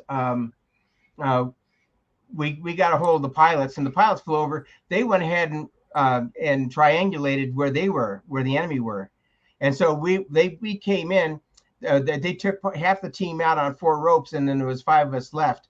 And so then John and I hooked up on one rope, and the other, we just got out of there and we flew out. But we started shooting down in the area where the enemy were and dropping smoke grenades and all kinds of junk. John was a character. So, but it wasn't anything really, really serious. This is Johnny here. And this is, what's Roger Donlin. Roger Donlin, yeah. Mm-hmm. When he was a little bit younger. And Johnny still got some dark in his mustache here. He does. Yeah, because Johnny had a smile like a Cheshire cat, and he was really a cool guy. I remember when he came back from the prisoner. This is up in Vegas. I think this is back in '90 or something. I can't remember. It was a long time ago. But I remember. I lost my train of thought. I forgot my train of thought. But Johnny was really a character, just a really super nice guy. I got to go to Arlington when we buried him and stuff. And wow. But yeah, he was just really a character. When he was a POW, when he came back, I was going up. When I was under underwater operations. When he came back, and he was working in the Presidio or something in San Francisco or something. Anyway, he was there, and one of my buddies that I drove up with told me, he goes, yeah, there's a guy here that wants to meet you. He was a POW and stuff, and I'm going, what's his name? And he told me Caviani, and I'm going, boy, that name rings a bell. Man, that name rings a bell, because I only knew John from 1-0 school. I didn't know him for a long time, and so I go up there. And he was working in the weapons room. So I walk over by the doorway, and he comes out and he goes, Jim, gives me a big hug. He goes, I want you to know I didn't get captured because of what you taught me. I says, I just got captured on Leghorn or Hickory. And I'm going, oh wow, this is a picture. This is when we went to 1-0 school, and this is a picture I took of John before we went out in the woods. So, but then him This and I is became the best of th- friends. this is one of the very few. Supposedly, there's a new batch of books Jason's coming out with, but this is one of the few action shots of John in SOG, and I've been trying forever to find the full length team shot, and I find a few more men every now and again, but Back I've there, yet yeah, to. I can get you the other half of this photo if you want. Wonderful. I Yeah, would in fact, I think absolutely. it might be in my Facebook. I'm not sure, Oh, but okay.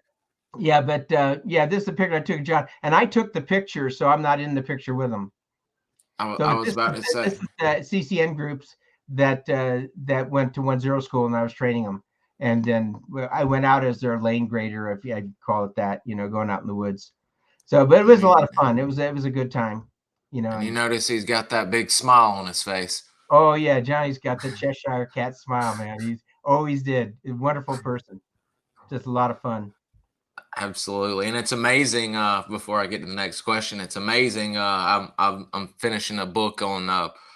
It's called Green Berets at War in Vietnam, and it's speaking about his ordeal. And he's wanting to still stay Special Forces, but stay somewhat secret. So he's like, what better place for a Medal of Honor winner to go hide out than at Delta? So he went over to the unit for a while, and I don't know if he ran training or helped at the armory or their surveillance side, but he was not out in the field, so to speak, but was still very much a part of the squadron workups and such. Yeah, there's a lot of guys that were support people there. I just went over and talked to the guys in Delta just about a month and a half ago. Oh, wow. John Stryker Myers and I went over. We Wonderful. talked to the Delta guys, and I mean, a great bunch of guys. I didn't take any pictures there, but Oh, yeah. because they're so classified. But Mm. took a bunch of pictures with the third group guys, and then there was a graduation, so the commander of the seventh group was there, and the fifth group was there. The boy colonel Yeah. from the fifth Yes, group. sir. Hmm. I What a got to nice see guy him. he is. He is. So He's such. I had no idea when I met him in Vegas, as well as the other colonel. I could not believe they were colonels at such a young age, and I mean the fruit salad on their chest. What I mean, they've definitely got a strong future ahead of them. The third and fifth group. yeah, yeah, the third group's really good. They were a really good bunch of guys, really good. They want me to go back again. I told them it cost him, and the sergeant major goes like, "What?" And I go, "Well, I sure missed tailgating a C-130." And he goes, "Free fall or static?" I go, "Either one. I'd go free fall." And then the colonel goes, "I can make that happen." Oh yeah. Oh yeah. I'm looking forward to that. I Um, bet. this is a good question. SOG tactics having a lot in common with the British SAS jungle tactics. Where did the initial SOG SOP came from? Good question. I really don't know. Um, I know a lot of ours came from just lessons in the field, that guys learned and came back and said, hey, we experienced this problem and this problem and this problem, and how do we work with it? I think that's where a lot of it came from. Now, I did do a Dale Hansen and I did a write up on A&I drills and different tactics to use, like the button hook or fish hook, what do you want to call it? We did a lot of drawings of it, and from what I understand, it's still being used in the War College today. So And you remember Mr. Norm Doney's think sheets? He actually ended up putting together a manual. I've actually got it that I need to send that to you. It's a 3-part, and it's the authentic 1-0 manual. That I guess yeah, they had it long time, but he incorporated Delta, Project Delta, I should say, and some CCC work when he was first sergeant. I'm going to get that to you, but I honestly don't know where it came from as yeah, well. It looks like it would be coming from the SAS in Malaysia with Dick Meadows and all of them going over for could be. cross trainings. It could be like with me. I learned a lot when I was a kid hunting up in, with my stepfather up in Colorado. So I knew how to track and what to look for. And I learned a lot from when I was on 8502. I learned a lot of SOG tactics and stuff from Moose Monroe. Moose Wow. was a phenomenal instructor. And when I went through 1-0 school, I stuck to him like glue, learning everything. He taught me a whole bunch about the the signal devices and stuff they use on the ground to pick up voices and stuff like that. How to run an RON. He was really a good guy. Wonderful man. He absolutely. He was a Project Delta veteran, and then went with the first group Snakebite to CCC, and he is, like you said, he is an absolute legend. I've got some good photos of him. I'm trying to find yeah, I've got a picture of when I went to 1-0 school with Moose. No, in fact, I was that when I went to 1-0 school, or was that yeah, I think that's either when I went to 1-0 school or I went out with Moose to teach. I really don't remember. I've got a picture though of, I sent a copy to Moose, but he never got it. He lives in New Mexico. I'll be putting up a good photo of you and him in Las Vegas. I'm actually looking for that right now. Oh, but, yeah, with Lorelei. Here is, yes, sir. Here is Moose right here when he was down at CCS. Sorry, bear with me, guys. I told y'all I had a lot of good photos to share. Right here. This is post mission, and we're actually going to be having one of the men in the photos as a guest. But there's Moose right there. And yeah, he was kind of like a Gomer Pyle. You know, just a really kind of a cool guy. Always wore bib overalls. In fact, when I came back to States, I sent him some bib overalls. And then St. Laurent, I sent St. Laurent some Tony hair curler stuff. I love that. Gosh, that's so cool. I love that. I didn't know we were so close with Moose. That's really neat. Can you skip me for a minute? My phone's been ringing 3 times in a row. I got to find out what it is. You know, being absolutely. A doctor, could be an emergency. Absolutely. Go ahead, sir. I can sit here and take up time and share and get questions. Yeah, we're as y'all see on the far left with the beard, that is Mr. Tony Love, and he's going to be joining us Monday or Tuesday, I should say. John Blah will be Monday. I hope y'all are enjoying what we've got going on so far. I've got questions still coming up. This has been a good show so far, and excellent questions, guys. Excellent questions. Oh yeah, these last ones are going to be excellent. Man, I had my phone on airport, you know, so maybe wouldn't disturb. Yeah, so it wouldn't. By all means, leave it in. If you need to take it, by all means, you can take it. And if we need to cut short at the time, we can always do that, sir. Yeah, it was another doctor calling me. Oh, okay. Thank you for your service and understatement. Could you talk about terrain, different levels of noise, earth in the jungle, or was it quiet? Actually, the jungles are really nice. I've spent time in the Philippine jungles, the obviously Vietnam, Laos, Cambodia, and Panamanian jungles. Okinawa jungles. You know, so I've been through a lot of jungles. The jungles are usually, they can be quiet, but there's a lot of little noises, you know, little bugs and stuff and birds. In Panama, you got a lot of birds making noises in the jungles. Overseas, it was a lot of like in Vietnam and Laos, Cambodia, especially Cambodia, I think they had a lot of wild chickens. And it's a real weird thing when you're walking through the jungle and you see chickens running through the jungle. You feel like the first thing I thought was I'm next to a farm, and I'm going, oh no, we're too close, you know. And so, but the terrain is usually very rocky, and if you get in areas where there's a lot of bamboo, the bamboo would drop down and it would get into it'll dry out, and you really can't walk on it. But if you have the time, you can sneak through it, and you can, like, sometimes I'd go into an RON and stay there, because if anybody's coming around you, you'll hear them walking around on it. This picture here was taken in Panama. We were down there training the Panamanian guerrillas that was in the mid 70s. Other things with the jungle is you can have like open spaces. You can have elephant grass in the open spaces, or you can have like a single canopy, double canopy, and triple canopy. And those the jungle can be over 100, it could be 120 feet tall. And so it makes it really hard sometimes with when you're going in on, you're trying to rappel in, especially if it's on the side of a hill. That happened to me on that one where I went in a 3-man team to get that body out. The canopy was triple canopy, and the chopper had to actually go down and chew up some of the jungle tree tops, cut it down so he can get us to the ground, because we couldn't get off the ropes. It was the ropes you come out on, their strings, so you got to be on the ground in order to unhook. So, and this picture, this is RT Mamba here, and they went down to Longtan for prisoner snatch school to take prisoners, and this is some of the jungle down in South Vietnam. I guess that's War Zone D down there, I think. But it was really good. And then the other picture where I'm sitting out there with the bandana on my head, the next day we took, this was in the Australians AO, when we said we had a lot of Australians there at B-53.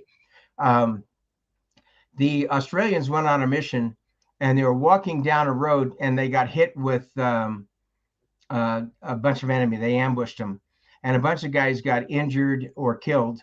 And so they asked us to go in there and take a prisoner. So we went in, and when you go to take a prisoner, you want the enemy to know you're there. So we went in with Shepard. Shepard went in on another group, and he was from CCC. And then the team that I was working with was from CCN, and they were RT Mamba. So when what you do is like this, when you're walking through, like the other team took a siren. And so in the middle of the night, they're cranking up a siren to let the enemy know they're there. And so when the enemy comes to you, what you do is you take the one you want and get rid of the rest. And it was the same like this one here. The next morning when we got up, we heard some carts coming up this road. And so we went out there and we stopped them. We ambushed them right there. We didn't have to fire a shot. We just got them all. And underneath all these logs was a bunch of implements for making mines, metal and stuff like that to make mines. And there was an hardcore NVA 2VC, and the rest were kids, just to kind of throw everybody off. And what we did is we took the 3 as a prisoner, and we told the kids to just take everything back. We destroyed everything inside there, and we just told them to take it on back to your village. And we had choppers overhead that actually wanted us to move out of the way so they could shoot it up. And I actually told them, I said, look, you shoot them up, and I'm going to make you come down here and look at it, And so what happens? The CNC ship was overhead, not like CCC or anything. It was another command and control ship. It was overhead, and they picked up the word and wanted to know what was going on. And I told them. And so they told the helicopters to get out of there. You're not going to shoot anybody up. They're just kids. So they got them out of there. And so then the chopper came in. The kids took off with everything. And then when we choppers came in, and we took the 3 prisoners and took them out. And then we interrogated them. And we usually do light interrogations in Vietnam, nothing too serious. And then they went ahead and they turned them over to the Australians. The Australians would interrogate them and find out what's going on, and find out where that camp was. And they probably went up and destroyed the camp where they were making these mines. And then you turn them over to the district chief, and the district chief would say something like, we'll let you go if you don't hit our camp anymore or village. It's one of those kind of deals. So that's pro quo, kind of leave me alone. Yeah, that's the way it was in Vietnam. I experienced that when I was at A502 as well, because I took a bunch of prisoners at A502, and we just turned them all loose, and to the village chief, lets them go, said don't hit our village. In fact, I picked up some guys one time. One guy was whittling chopsticks. He was a Viet Cong guy, and I said, hey, why don't you make me some chopsticks? He goes, oh, this wood's no good. And he goes, I'll make some for you. And so he ended up going to jail or prison or whatever it was for a short spell. And I woke up to the main compound, and this Vietnamese guy comes running over. He goes, Jim. They used to call me Chim. Kong Chim in Vietnamese is bird. So they don't know how to say Jim. They say Chim. So anyway, so he called me over, and he goes, somebody told me to give these to you, and he gave me these chopsticks. I still got them. They're in my kitchen. Wow. That is hilarious. What a tale. Okay, this leads to my question. Did you ever have to deal with the enemy sappers trying to infiltrate your? Oh, yeah.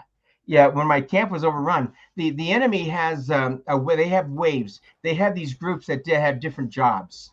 You know, the first guys would come through, and they were the sappers. You know, they didn't wear any clothes. They tie their pecker up or something, and that was about it. And they, because you have clothes, the Constitution where it's just catch onto your clothes.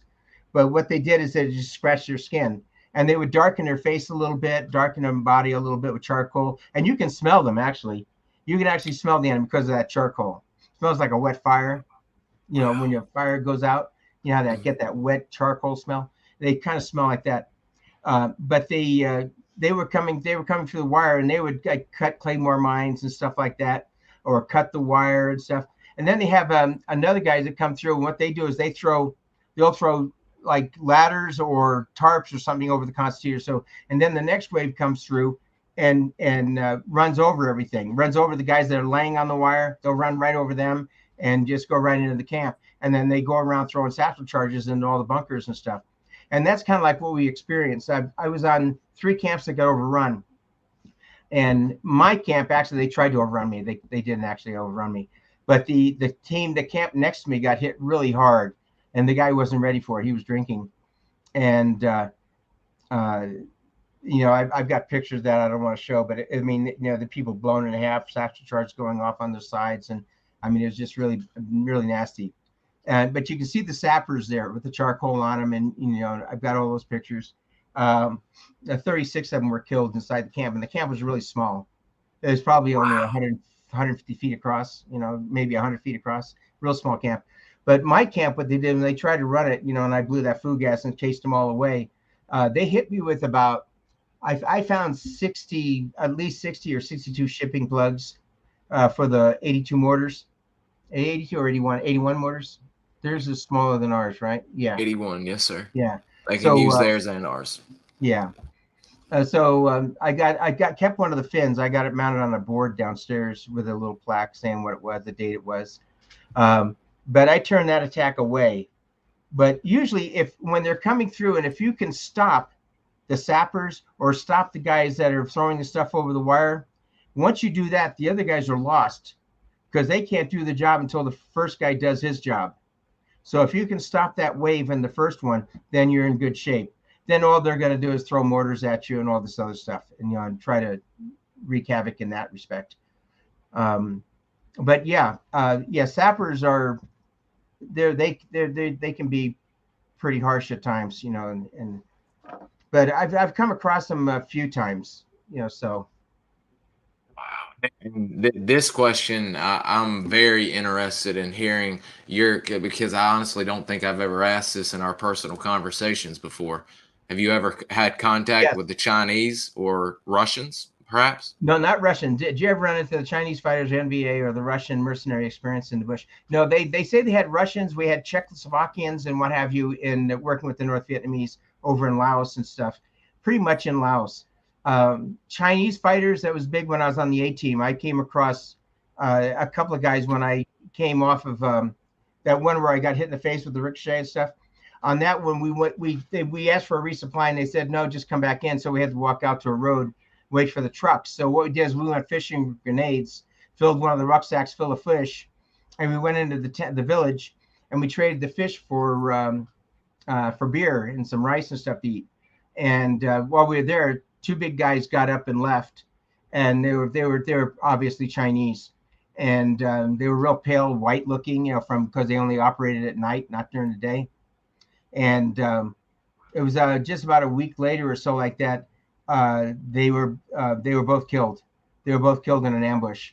And actually, I've got because I had to go take pictures of their face and everything for our archives, so I got pictures of those guys too. But yeah, they were Chinese. Wow.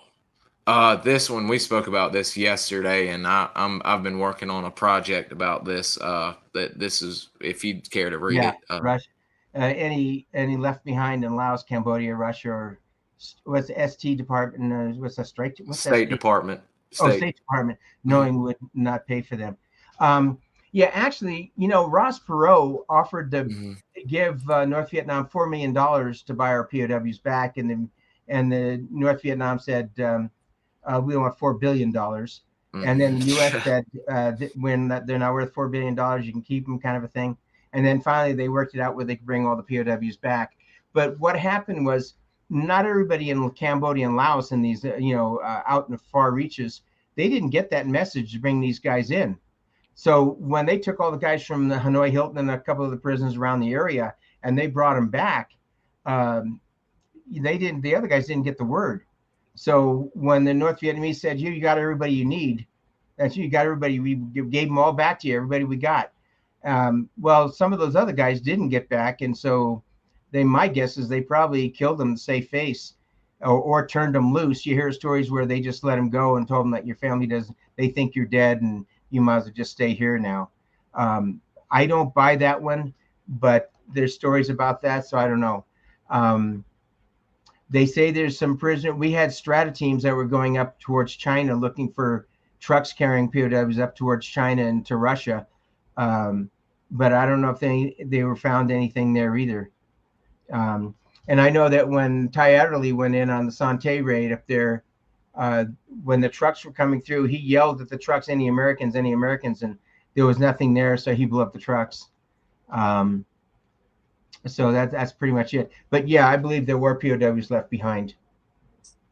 I've recently I've been digging into it recently, but I've had my thought in that solidified by reading two reports from Fred Zabatowski and Norm Doney, who devoted the rest of their lives to the issue because some of their friends were still MIA, and they got information that two had escaped after one was beaten to death for trying, and I believe it's Sergeant Stark, Willie Stark, and Bots. I hope I'm butchering the name, but I know one Stark that they got out, and nothing was ever done to try and recover them or anything like that. So they could have been caught and killed, or they could have, like you said, blended into the jungle. But that's going to be hard to do in the Laotian countryside. Yeah, it's amazing how they can find these people. They got to find people. Like when I went back, I knew where it was, and and actually they were actually like in the wrong area. And when I told them where there actually was, and that kind of helps. I'd still like to go back. Now they're hiring civilian companies to go in there and to look for these people instead of bringing the military in. But the Vietnamese, I don't know why the Vietnamese won't. They cooperate to a point, but they don't try hard enough to try and find, the Americans, intel on like what unit was it? Do they know what they did with these POWs? I believe one of them was killed in the plane and the other one was taken to a prison camp and died in the prison from injuries. But you just don't hear much about it. But under this current, president, nothing's going to happen. I mean, he doesn't even care. But like Trump, he really cared. Like he went to North Korea. He brought what, 40 or 44 people back? 46 back. 46 back from, that's amazing. That's absolutely amazing. And it all started with John Kerry and John McCain saying that we got everyone back, and that's when it really went downhill. Well, John McCain, they said he was probably the culprit that started that fire on the Forrestal, hot dogging his jet. But when you got guys like John McCain that they're hot doggers in jets, these fighter pilots that are hot doggers, you need those kind of guys. Exactly. Those guys that do that kind of a job. But just be careful with your hot dog. And then when you get into politics, of course, you're going to do anything you can to get ahead in politics. You're going to say whatever. So I don't have a lot of respect for that on John McCain, but I have a lot of respect for what he did when he was over there. He stayed with the POWs instead of coming back early. That was good. John Kerry, that guy's a piece of crap. I don't like him. He's a douchebag. He's the male equivalent of Jane Fonda in my book. Exactly. Yeah, exactly. Did you ever have any run-ins with the CIA, maybe for seniors or sensors or training or something like that? No, I know a few guys that were in the CIA now that that I've met. A lot of them worked for Evergreen. Oh, actually, they worked for Air America back then, and now they're working with Evergreen. But I didn't have any run-ins with them. But I know that they used to get themselves in trouble a lot because they did not know how to go for the jungles. They, when they were running missions on the Ho Chi Minh Trail, they didn't know what they were doing. I mean, some of them were wearing cowboy hats and who knows, probably cowboy boots or something. And they're running through like a bunch of hotheads and get themselves in trouble. But, we didn't like to deal with them, and that's one of the reasons the CIA turned it over to us to get us in there because they were losing too many guys. But when I came back, I tried to get a job with Air America, but I tried to get a job with Evergreen too over there. No, was it Evergreen? No, Sierra Land group. I tried to get jobs with them, and they told me I was too young. That's when I went into Special Forces. I told them because they had problems with these young kids going over there, and they'd hire them to work, and then they go, "Oh, this is too hot over here. This temperature is miserable. I can't stand it. I can't work here," and they send them back home. So they were losing money on these guys. And so I told him, I said, "Look, I just got done spending 22 months there." I said, "I know what the weather's like, and I drove the roads. I drove the trucks and stuff. So, hire me." And they wouldn't hire. I said, "Well, no, our policy is we can't, blah, blah, blah." So that's when I joined Special Forces. Wow. They missed out. Yeah, I would have stayed there. We hear a lot about places like Hotel 8, Juliet 9. Juliet 9 was horrible, and so forth. Are there any target areas that you remember being more dangerous than others? If you want to know the honest truth, I don't know one target area from another. When they gave me a mission, they just told me where it was. I just went in. It was a 6x6, click map. And like that. That's a picture of one of my maps. Yeah, and I didn't know one from another. I couldn't tell you what target that was. I couldn't even tell you if well, I think you can tell if it's in Laos or Cambodia. But I just didn't I never remembered them. I mean, a lot of guys took everything really serious when they're over there, because it is a serious thing. But all I wanted was just the job. Just tell me what you want me to do and I'll go do it. And I just went out and did it. But I didn't know one target area from another. I really didn't. In fact, when I went on my bright lights, I didn't even know if they were in Laos or Cambodia. I didn't even know.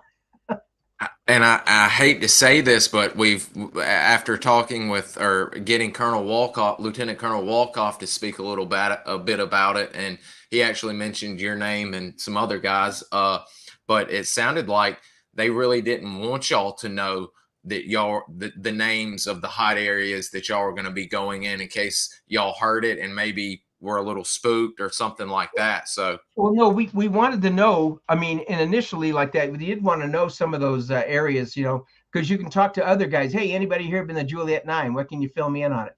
And they would do that. Or like some of the guys would know where I was going, and they'd come over and talk to me and say, "Hey, when I was in there, there was these truck parks and bunkers and stuff. Stay away from this area. I got chased by dogs when I was over here."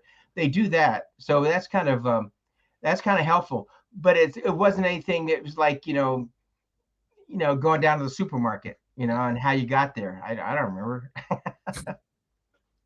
I just went there and bought my groceries, came home. Yeah, I can't remember if it was Fry's or Safeway. Did you prefer a high power or a 45? I like the high power. In fact, I had a nice high power for a long time, 9mm. The 45 has a better knockdown power, but they're both good. It's just whatever you prefer. But I like the high power.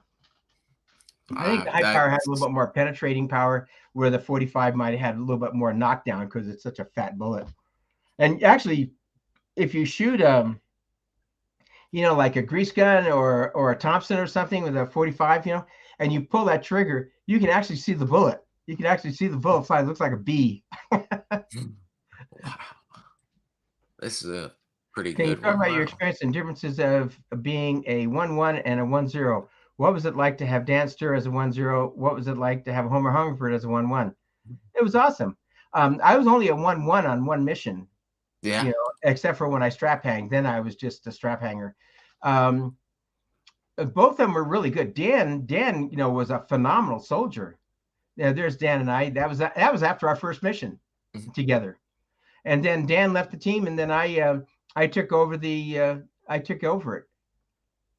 So but that's after one mission. I mean, yeah, it was because I had all these. In fact, a couple years ago when I was talking to Dan at Special Ops, He goes, yeah, I recommended you to be the 1-0. I'm like, Wow. man, I thought you were my buddy, you know.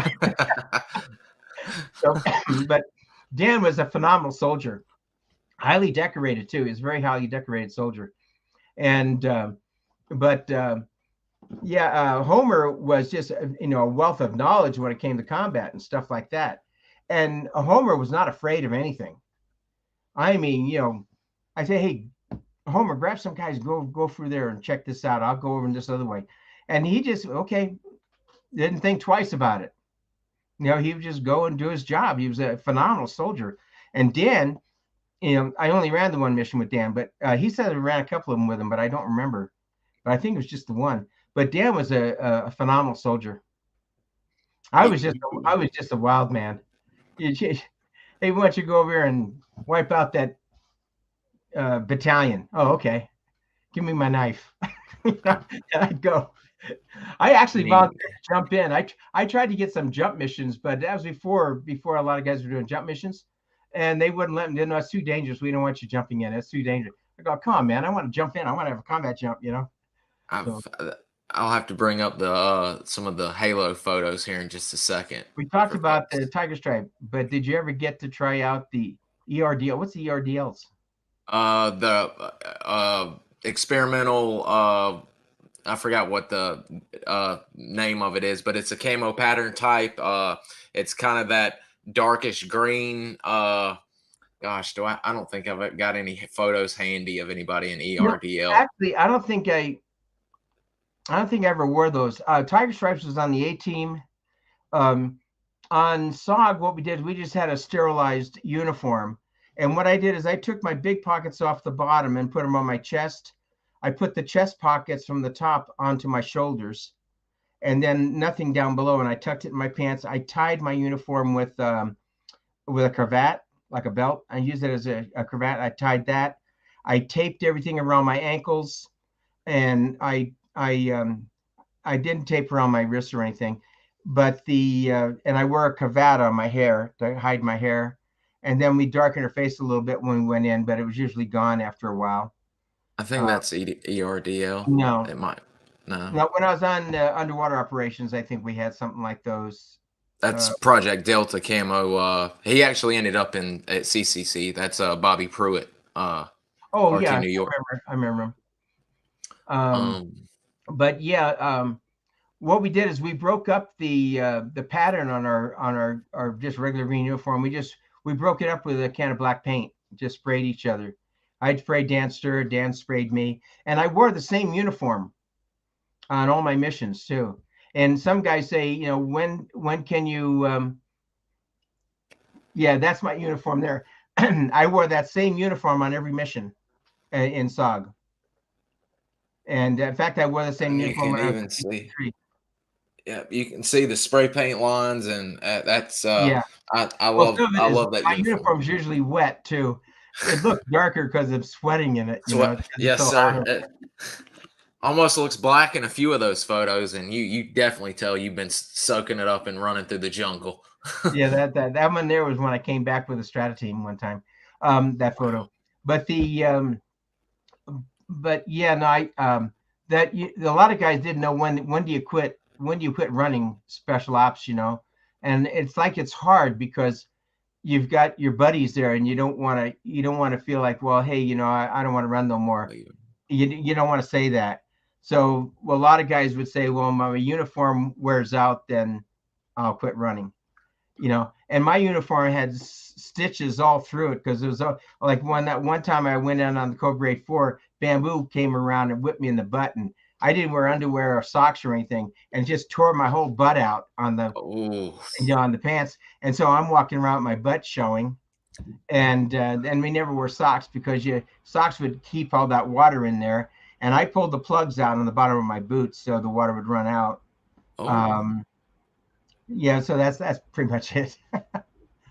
Wow, man, yeah, that people don't realize. Well, Mr. Dan and John Good got into the boot or immersion foot issue that y'all would run into during rainy season.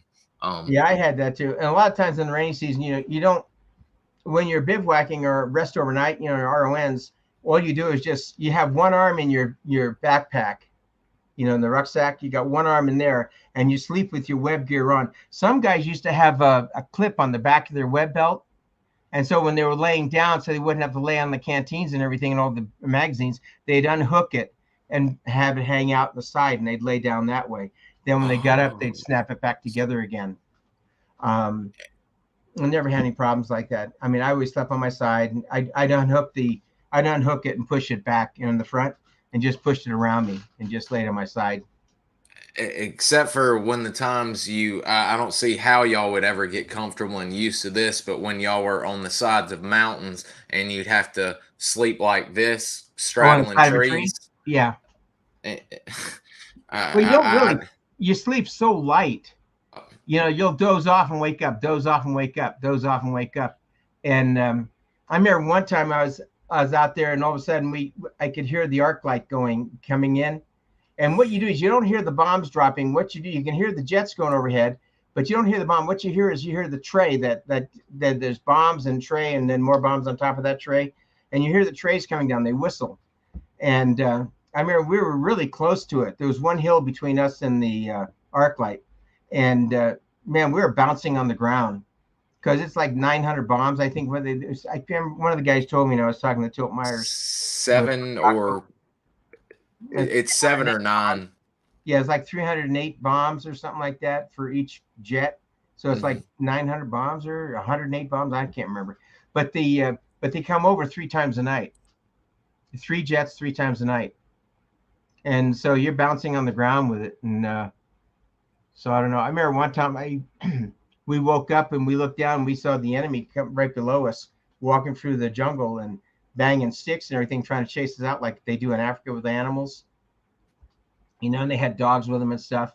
But we managed to get out of there, and then Dan blew an abatis on the tree, and then we climbed out on the tree. I was a 1-1, so I came out first. So I'm running out on the tree, and I'm grabbing a hold of the strut, and I'm you know, the 2 yards got in, and then I got in, or I was trying to get in. I grabbed a hold of the strut, and they started taking off, and I'm hanging on the strut. And it must have been about 400 or 500 feet off the ground before the Montagnard finally got the gunner to look down, and the gunner looks down and go, "Hey, we got a guy on the strut." So they had to reach down. The other yard held onto their legs so they wouldn't fall out. And so they reached down and way down there and grabbed my arm, and I had to let go, and they pulled me in. So I wrapped my leg around that strut and pulled myself up and got inside it. But it was it's crazy. We got found out we were supposed to go in between we were supposed to go outside of a regiment and a battalion and walk in between and get the intel. And what happened is those old French maps and stuff, they're all screwed up. They put us down between them. So they let us land, and they tried to capture us. Wow. So we managed to get out of there. And that's a pretty touch and go mission. And that's one of the reasons why Dan decided to get out of it.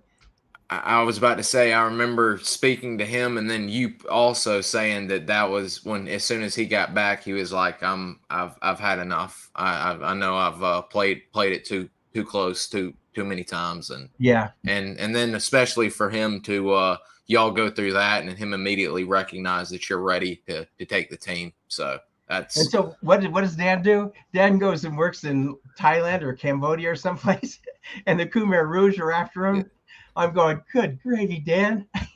That they actually did get him for a little while. That was a wild one. He actually shared with us. That was crazy. Him and his wife and daughter. Hair raising. Every time he tells me that story, I just thank goodness that they didn't think to ask him, you know, any deeper questions and all that, and figure out, because he could have been in a bind behind that. Yeah. Okay. What years were I over there? I went in the Navy. I went over in 66. I came back in 68, I think, 67, 68, something like that. And I joined the Army in 68. And after a year's training, I went back again for another 18 months. And I spent, I think, 5 months on the A team and a little over a year with SOG. And this will tie into the next one. And after we do a little bit of the PJ, we'll save some, see if we can get you to come back for a part 2. But definitely gonna get into the PJ stuff. And I've got some. I had some pretty good missions with the PJs. Oh yeah.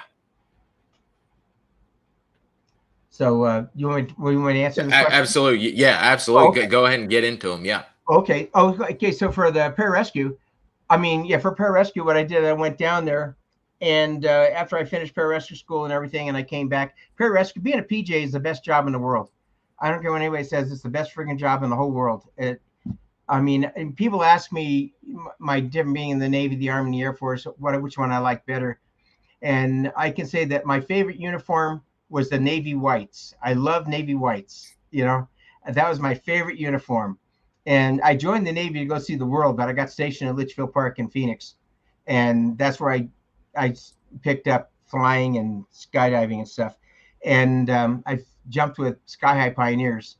And then when I went into the Army, I mean, I like the uniform and everything in the Army. I mean, heck, you get promoted in the Army real easy. I got promoted all the way up to E8 in the Army, and but I couldn't keep my E8. I didn't have it long enough, so I lost that. And so when I went in the Air Force, the camaraderie in the Army is the best. When I went in the Air Force, the camaraderie isn't the very best. Pararescue is, because PJs really stick together. They're a good bunch of guys. But when it comes to the job, I love the pararescue. If you're a young man, Special Forces is awesome. Go into something like Delta. If you can. You can't just say I want to go to Delta. You just got to let them know, and then they'll watch you and might invite you to come in and try out for it. But even if you go in there, you might not make it, because Delta is very, very hard. I mean, they'll wake you up at 3 a.m. and tell you, grab your 75-pound pack. You're going to march 70 miles today. Or they just say, March, we'll tell you when to quit.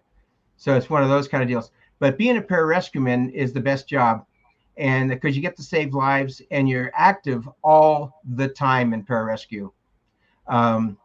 You get to, I mean, I had a couple of jump missions out in the middle of the ocean. One was for the Sugar Islander, and I can't remember. The other one was the Polar Ace. My first jump mission, I jumped into 32-foot seas, which was phenomenal. I mean, we had to get the guy out of there. He had a ruptured appendix. So we parachuted in, and I'm coming down the parachute looking up the top of the wave, and I'm not in the water yet, and I'm going, good gravy.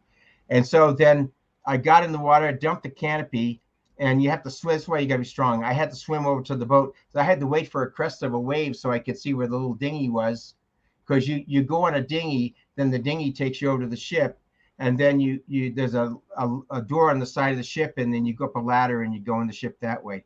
And then they bring the boat up with your gear in it.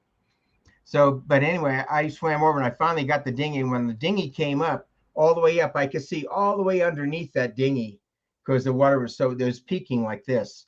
And so then it'd go back down again. And when it went down, I just fell right in the boat. And then they had a hard time getting the thing started. We're all getting pukey, getting sick. Went over. I caught the biggest wave I could on the side of the ship, got inside the ship. My buddy was John Stevens. He was the team leader on that mission. And so John, he didn't get a big enough wave. So when he was going up the ladder, a bigger wave came up. The boat hit him, knocked him off the ladder into the boat. He did that twice before he finally got in. Then we got up there. We got the guy ready, got him in a Stokes litter, brought him over. The H-3 helicopter was refueled all the way out, because this was a little over 1,000 miles out in the ocean.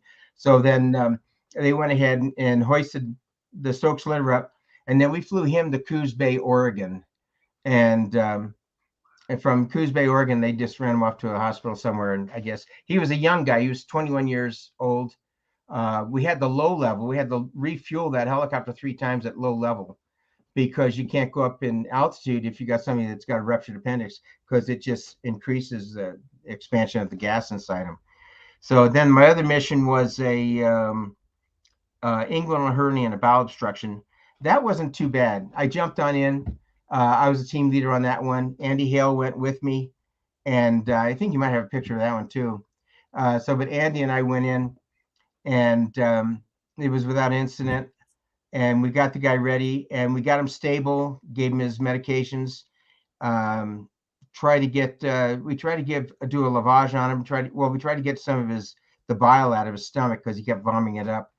But we had a hard time, and he couldn't tolerate the NG tube.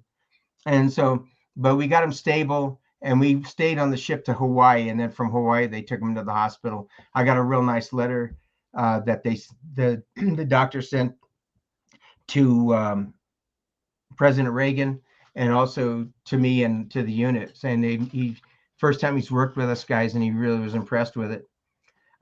This picture was taken up in the Sierras where we're jumping in. I'm jumping with extra snowshoes. I'm carrying snowshoes for the jump master, which is Mike Gislow right there next to me. And so we jumped in up there. I got injured on this jump. I had so much gear on me that when I hit the frozen ground, they could hear my bones crack. So I tried to lay in a hot tub for a while, which is a no-no actually, but I laid in a hot tub and tried to get my muscles relaxed a little bit. And so that was the start of when I couldn't hardly run anymore. My back was hurting so bad. I got thrown out of a helicopter in Vietnam, 25 feet, and I had neuropraxy where I was paralyzed from the waist down for a spell. And I fractured T7, L5, and sprung my SI joint open and didn't even know it. A couple of weeks later, I was out running again. And but anyway, on that mission, we just we stayed with him on the ship, and then we flew on back to the States in some general's jet. He let us fly back with it. Then I worked with the Space Shuttle. You know, the first few landings of the Space Shuttle, STS-1, 2, and 3, because they only had 2 pilots. They had a pilot, a commander, and a pilot in the Space Shuttle for the first 3. And yeah, that's a picture of what we look like when we go out the door.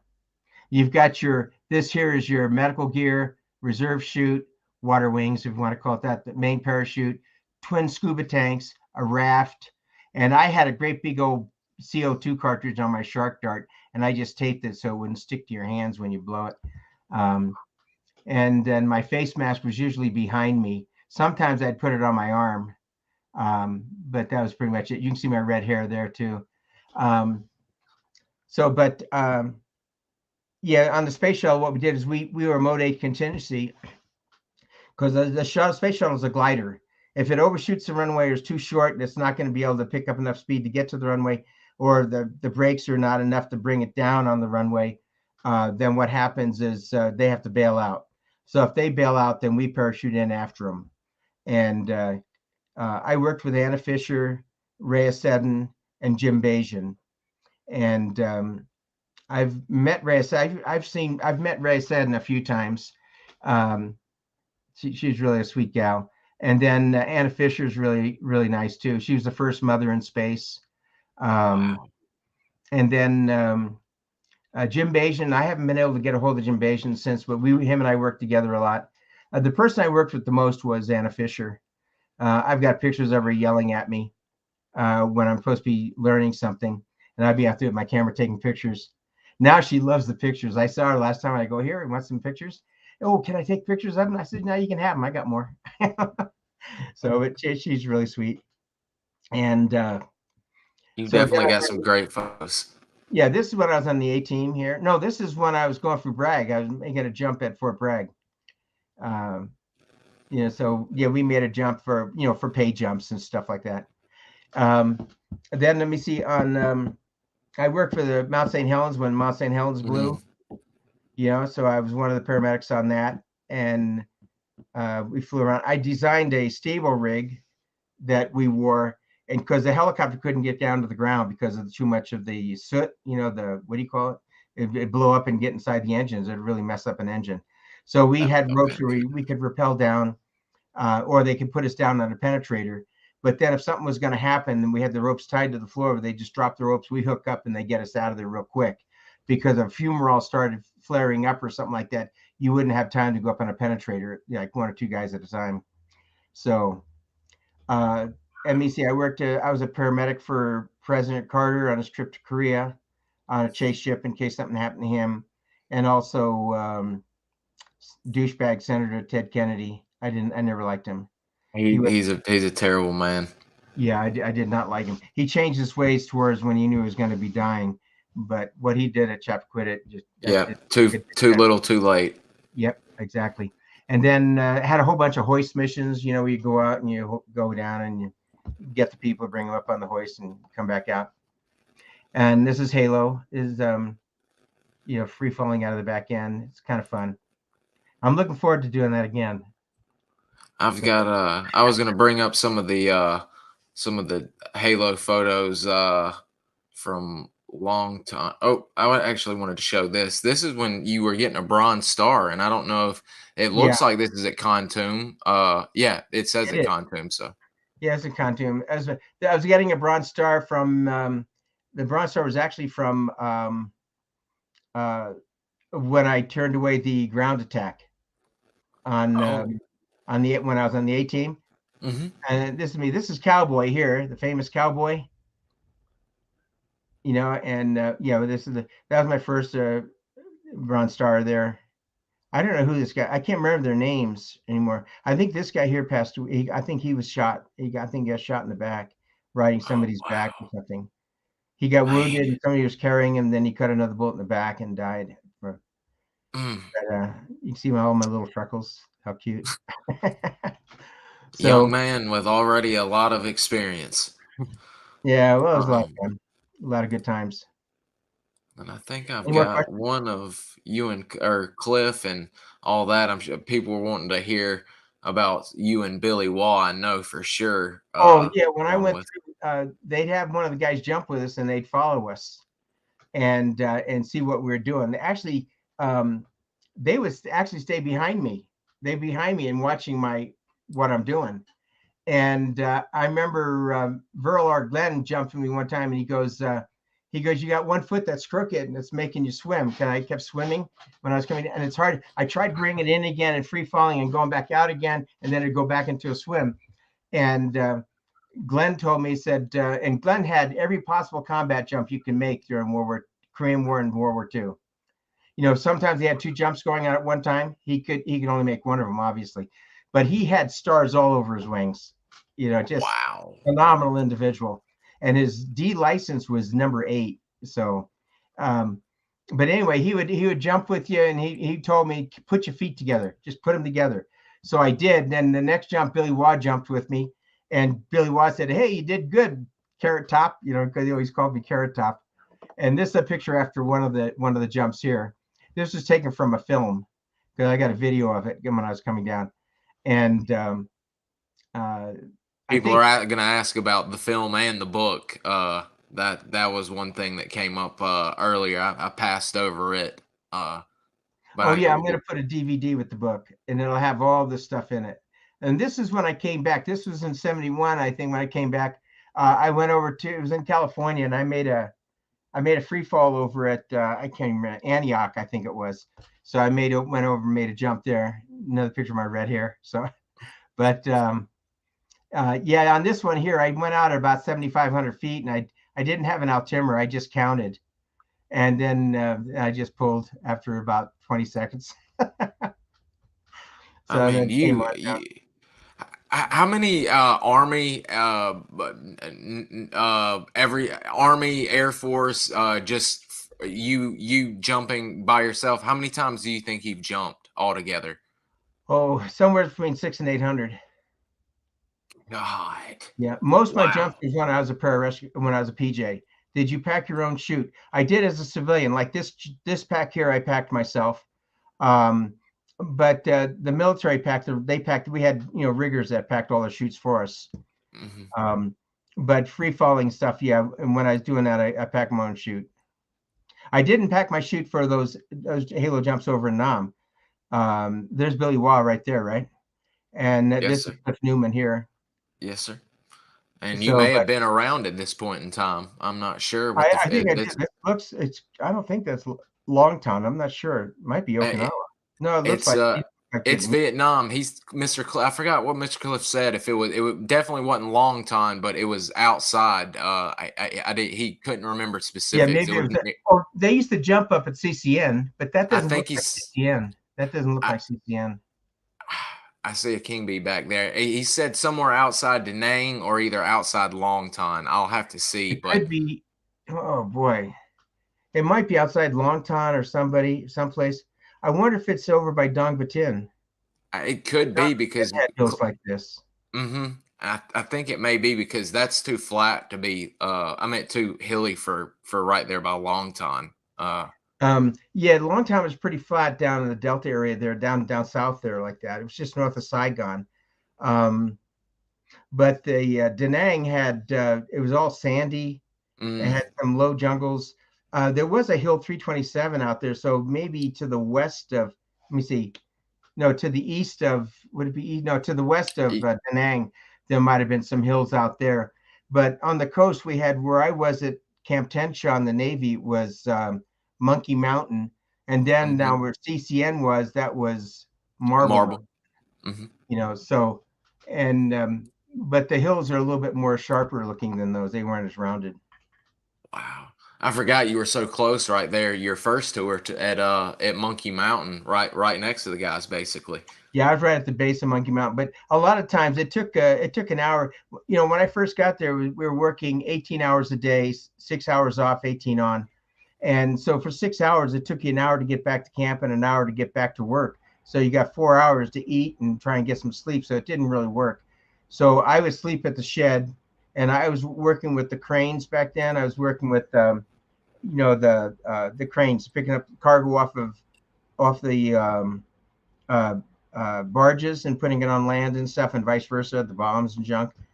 And then I was driving trucks and everything. And then I got messed up with where the enemy put some poison in our water or something. It damaged my. I started getting peeling skin, broke the little bones on my ears because my ears Oh, swelled up. So I ended up in the China Beach Hospital, and then from there I went to Clark Air Force Base in the Philippines, and then from there I went up to Naha, Okinawa, and they were going to send me home, and I said no, I'm going back to Vietnam. So I went back to Vietnam. Um, they did that a few times, and they tried to send me back home, and in fact, I missed my flight home 3 times. wow. That picture where I went out with RT Mamba, Mhm. that was the third time I missed, or second time I missed my flight. Second time I think it was, and what happened is Burl Glenn, the guy free fall with D8, Glenn, he was our first our sergeant major there. Anyway, he's coming out with his pack on and everything, and he looks at me and he goes, "Jones, where are you going?" I says, "I'm going on this mission." He goes, "Aren't you going home?" I go, "Oh, damn, Top, if I'm supposed to be going home, let me know. I haven't heard anything about that." He goes, "If I find out you're supposed to be going home," well, I haven't heard anything. Nobody's told me anything. And so I went out on the mission and we did that. Came back. Boy, he had two guys march me over to his office, and he goes, "They're marching you over there, and they're going to march you right down to Tonsanute Air Base, and you're going home." Oh man, thanks, Top. I didn't know about it. But I missed my flight twice coming home. The third Is time when I absolutely finally got on the plane. third time the I finally charm. go do the mission. Go take a prisoner. Absolutely. Oh, I don't want to lose out on that. Absolutely not. And then that's a great photo and story as well. We'll do one more question and we'll close it up until we can schedule a part two. And I don't even know if he's maybe Well, got what's the this name of ready my or if book? he's. Mhm. Well, my book's not done yet, and I'm kind of lost on if I want to do a book on all the branches or just my time in the Navy, my time in the Army, my time in the Air Force. And I might do a book of my life story and put a bunch of stuff in there, but I'm gonna, Mm. but it won't be as in depth as the others. I also want to do a couple of children's books from when I was a little kid in the mountains in Colorado. It'll be Ooh. Mush and Me. Mush was my dog. And then I'm going to do another kid's book on my two cats, Jose and Pancho, The Adventures of Awesome. Jose and Pancho. But I don't know the name of the book, but everybody will know what it is. It'll be on Facebook, and I'm going to put a DVD with it because I've got a lot of video film of everything I've done. So, Yes. and I'm I hoping to have it done by the end of next year. I just got the film back from having the film converted.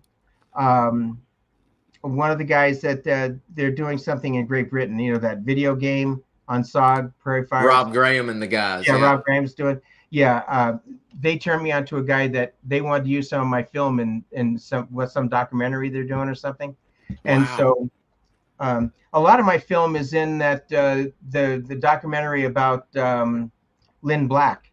When Lynn Black did that, when what was it Oh, his suicide Discovery mission Channel or something did a documentary. History Channel. Yeah, Mhm. and a lot of my film is in that. You'll see the actual film. It's in 3 documentaries. My film, where they bought the film to put in there and stuff, for That use. what are your thoughts on Prairie Fire video game? I Speaking think of it's a Rob, wonderful. How was it being included in the develop? How was it to be included? Actually, it was phenomenal. It was an honor. Rob Graham did a beautiful job. All the guys all the guys did a great job on that, and it's a phenomenal game. If you look at the game, when we were in the jungle, it was a little bit more dense than what you're looking at on the game. But you have to have something in the game where you can actually see where you're going and stuff. So, but they did a beautiful job on that game. I'm proud to be a part of it. And Sam, that has that really deep voice, he does my part in there. Because my voice is very high, so. it's that they really are doing wonderful, and it was awesome to be able to meet up with them at SOAR finally, and then get to play the game with those of y'all at SOAR that had played before and all that. I'm sitting here playing a SOG game, running SOG missions with SOG Recon, man. Mind blown. I don't do video games. I've never been in the video games. Never. I don't read books for pleasure either. I always read history, or I read a lot of medical books, radiology. All these books right here, it's so hard. All these books right here are all radiology books. Wow. It's easier this way. These are all my radiology books. And some of the books are falling apart. I've read them so many times. So, but I'm a radiologist, so I have to, And at a time, I used to collect autographs. If you look at those autographs there. Oh yeah. This is Yakima Canuck, one of the greatest stuntmen ever. He's the granddaddy of the stuntmen. This is Gunsmoke. These are all the autographs of the Gunsmoke guys. This is all four: Pernell Roberts, Dan Blocker, Lauren Green, Michael Landon. These are all the autographs of Bonanza. This is my favorite. This is all the autographs of all the actors that are in the Magnificent Seven. Oh, Steve McQueen is my favorite actor, and his autograph's a big one on top. This here is a guy named Wim Subriere, who is a top soccer player, one of the top world soccer players class, 2 times World Cup. He passed away, I think a year ago last July, and I was just. Maybe last July. I mean, I was just shocked when him and I used to hang out together. Him and I used to hang out at a place called Cartoons in Campbell, California, and we used to shoot liar's dice with Steve Wozniak. And Steve Jobs would be there too, but Steve Jobs was kind of a prude. He'd have his little martini and go back to work. But Steve Jobs was a character, and Steve Wozniak with the Great Woz, he was a character. Yeah. So much fun to hang out with. And this here is an autographed picture of the Ritz brothers, and Michael Ritz, Jimmy Ritz's son. We used to hang out together. I knew him when he was a butter bar in the Air Force, and he retired as a general. And but that's a nice picture too of the Ritz brothers. They broke up after one of the brothers died. They were like the Marx brothers. They did a lot of vaudeville stuff in the movies in the old days. The Gorilla with Bela Lugosi and those guys. So, but yeah, I'm big in the autographs, and I got a bunch of movie posters downstairs. I got a movie theater, and I got all these movie posters that are signed by all the actors and stuff too. So that's one of my things. I've started building a collections. I was going to all concerts and getting concert posters signed, but now I'm trying to collect as many SOG picture autographs as I can. I've got quite a few, including you've signed some very cool photos for me. Well, I've got some other addresses sitting here. I got to get some. I don't have any 8x10s done. I got to get some pictures done, get them signed. A lot of them are for like some ones in Germany, ones in England. I got to get them out there to them. Well, hopefully they'll see this and know that you got them on their mind, and they're gonna get them. Yeah, out I'm not gonna forget them. Can. Yeah, because they're great fans. I was shocked. I was over in Spain just 6 months ago. I was over in Spain, and I was sitting at this table talk. I had some surgery done, and I was talking to some of these, one of the girls there, and I told them about my background. I said, yeah, I used to be a parachuting paramedic. And she looked at me and she goes, were you a PJ? And I go, you know what a PJ is? And she goes, yeah, I know what a PJ is. I love PJs. Man, I said, yeah. I said I was a PJ, and she was from Germany. Oh, wow. Yeah, Okay. yeah, A Germany, nice and then German gal then. from Sweden, I think, that also knew. So it was Wow. amazing because I mean, I was blown away because people in the Air Force don't even know what a PJ is. They're really starting to them and the CCT guys are really, especially since the global war on terror, they're really making a name for themselves. Yes. Being subs put in with Delta and SEAL Team, the the different squadrons and such. So they're greatly making a name for themselves. Well, I ran into a bunch of those guys when I was back at Bragg that are working with Delta and some of the other groups, and I mean, phenomenal guys. Um, when was one of the questions that didn't come up is that when we were doing SOG, we didn't have CCT and those kind of guys. We didn't have anything. We had to do everything ourselves, calling in airstrikes, calling in people to get us out, directing fire. We did all that stuff ourselves. Um, but it's really good. When I was a PJ, we didn't work with CCT back then. So we call them comedy control teams, not combat control teams. So I met some guys at the airport one time. I was over here by Moffett, not Moffett, Davis Monthan Air Force Base in Tucson, and I see these guys coming in. I'm looking at these guys, and I'm going, they're in civilian clothes. Okay, you guys, you're either CCT or PJs. He goes, we're CCT, and I go, ah. He goes, how'd you know? I says, I used to be a PJ. And I said, when I worked for these guys, we called you comedy control. They just gave me this dirty look. I can imagine. So that probably tore them up inside. Oh no, but they still call them that. Some of the guys still call them that. Oh yeah. But Oh it's yeah. all in love. It's all in Oh, love. absolutely. Coming from a Yeah. fellow Air Force man, it's all love. Just Oh, you just were Air just Force. I having know fun. that. Oh, not me. No, I'm Oh, no. I'm talking about you talking to another Air Force man. oh yeah, Coming from you, it was nothing but love. Um, yeah. but It's all in love. I would are never tell those you? guys to kick my butt in a heartbeat, man. I'm too old. I was gonna see, are you gonna be free after you take care of all the stuff you got to take care of to come back and join us in a few weeks? Sure. We're at 2.5 hours now, and I was gonna go ahead and cut it for part one, if you'd be open to be coming back for part two with us. Yeah. Yeah. There's Excellent. lots of things that we can talk. I was a police officer too in San Jose, Oh yeah, California. well, I was about to say we didn't get into. We've still got Any of quite that a stuff. lot to get into. Uh, so if that's fine with you, I'd love to have you back on whenever you get free, and we can get back into the rest of your amazing life story. Yeah, yeah, I'd be glad to anytime. Yeah, I'd be glad to. And Excellent. I really appreciate all the guys asking me questions and stuff too. It's been a wonderful group today. I think we set an all-time record there at the top. I think we had 47 or something people active, and that's just people commenting. The people watching don't count. It's the other people. So I'll be anxious to see what comes of this right off the bat. I think this is going to be an amazing episode. And we, like you said, with the comments and everything, I've got a good feeling that people are going to enjoy this. And as soon as we get off, I'll be already getting comments saying, "Hurry up with part two. Go ahead and schedule him." So Yeah. I'll be in touch with you on that. And was there anything else you'd like to add before we shut it down for part one for the day? No, no. I mean, if people can come up with questions, like doctor and all that junk, I still read X-rays. I'm retired, but I still read them every once in a while. The other thing is I'm a meteorite hunter. I hunt for meteorites, and I found quite a few. I've got a huge collection of meteorites. And you guys are all saying thank you. I really appreciate you guys. Thank you so much. And thanks so much for sharing, Jim. It's been an absolute pleasure listening to the stories. What a life you have. I'm very fortunate. I've had a great life, and it's not over yet. It's still. Oh I'm yeah, you're I'm still I'm a very young 76-year-old.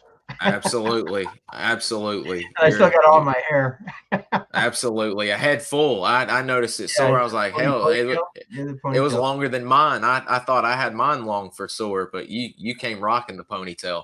Well, Uh, I got tired of paying all that money for haircuts, and so when I I hear that. became a doctor, I let my hair grow. It was all the way down to my waist. And I used to Ooh, hang out with a bunch of bikers. I had a chopper. I think you might find pictures. You want to throw some pictures? I've I had an awesome looking chopper. I've And got some of those as well. I'll be putting up as well yeah, it's a for 1966 pan shovel chopper, 10 we've over on hardtail. yeah, guys, So, we've got a ton of stuff that we haven't even got to, and tons more photos, and especially his cop career that people don't even know about. So yeah, I was only at we'll the be top for a year. I didn't like the work. I got out of it. I had the downtown beat B-51 in San Jose, California, and I drove the paddy wagon for a year. And I just said they kept, "Oh, you're doing such a good job. You're doing." I'm going, "No." I said, if you pass me over this next time, I'm out. And so I just took my badge off, said I'm out of here, and left. Then my I wife can divorced me, and that's when I went in the Air Force. there you go. And when one door closes, another one opens wide open for you. Yeah, So um we're all well, good guys, friends. So. it's we're still getting thank yous and all that, guys. Thank you all for joining Wow, us, and yeah, took his it time off of work. yeah, Wow. it's amazing. I told you, folks are highly interested you, and I will be getting as soon as we get done. Hurry up and getting back. So I'll be in touch with you here in the coming weeks to see when you get back and when we can get you back on. But to leave to end, you just hit the little leave studio at the bottom there, and Yeah, that'll end it. I'll be able to figure it. And Yeah, thank you, and just give me a call when you want me back, and I'll be back. So absolutely. I'll be staying in touch with you for sure. And I you got can't it. thank you enough for coming on and spending 2 hours with it, 2.5 hours with us today. Yeah, and thank you, bud, and thanks everybody for asking me the questions stuff. I really appreciate you all, and God bless. Catch you later. Absolutely. Thank you, sir. Bye. What a great guy, man. What a great guy. Red, I'm glad you got to join us today. He was he was around, he was in the Navy over there when you were with the ninth. Guys, y'all, it is Jungle Ambush. It's on YouTube. I think if it's not, I can get it to you. Who asked that? Um, Infantry Door Gunner. Um, bu- bu- bu- bu- well, I'm looking for who asked it. Whoever asked for that. The documentary Baz Top. Message me on Instagram or find my email on the YouTube page, and I'll get it to you. I've got a copy. Um, I think it could be. I keep saying each week, each guest is our best show yet, but y'all keep astounding me with y'all's participation. And like you saw with Mr. Jim saying it, y'all knocked it completely out of the park with guests, so with questions and everything. So I can't thank y'all enough. And remember, we've got the weekend off, but we're gonna start hardcore Monday and Tuesday. We've got John Blah Monday and Tony Love, our first snake bite and CCC/CCC, CCS/CCC vet. So it'll be a big start of the week. So thank you, Roddy. It is growing. We're at almost 700 subscribers, or maybe over. Okay, great. Bass, that'll be great. No, thank y'all, man. It's like I tell Jason and y'all on my Instagram. Without y'all, that it wouldn't be what it is. I talk to the vets, and if it was just me on here talking to him like this, they wouldn't come on. So it's y'all just as much. So thank y'all, and y'all have a safe and wonderful weekend and rest of y'all's day, and please be ready for Monday, because we'll have John Blah at 1 o'clock Central Standard Time, and then Tony Love at 9 a.m. Tuesday Central Standard Time. So I hope y'all can join us. Pucker Factor shirts are available through Jason Collins, and just have y'all's questions ready for part 2 when we get the wild carrot back, because he will definitely be coming back, as well as our other guests. So I'll see y'all later. Have a good day. See y'all.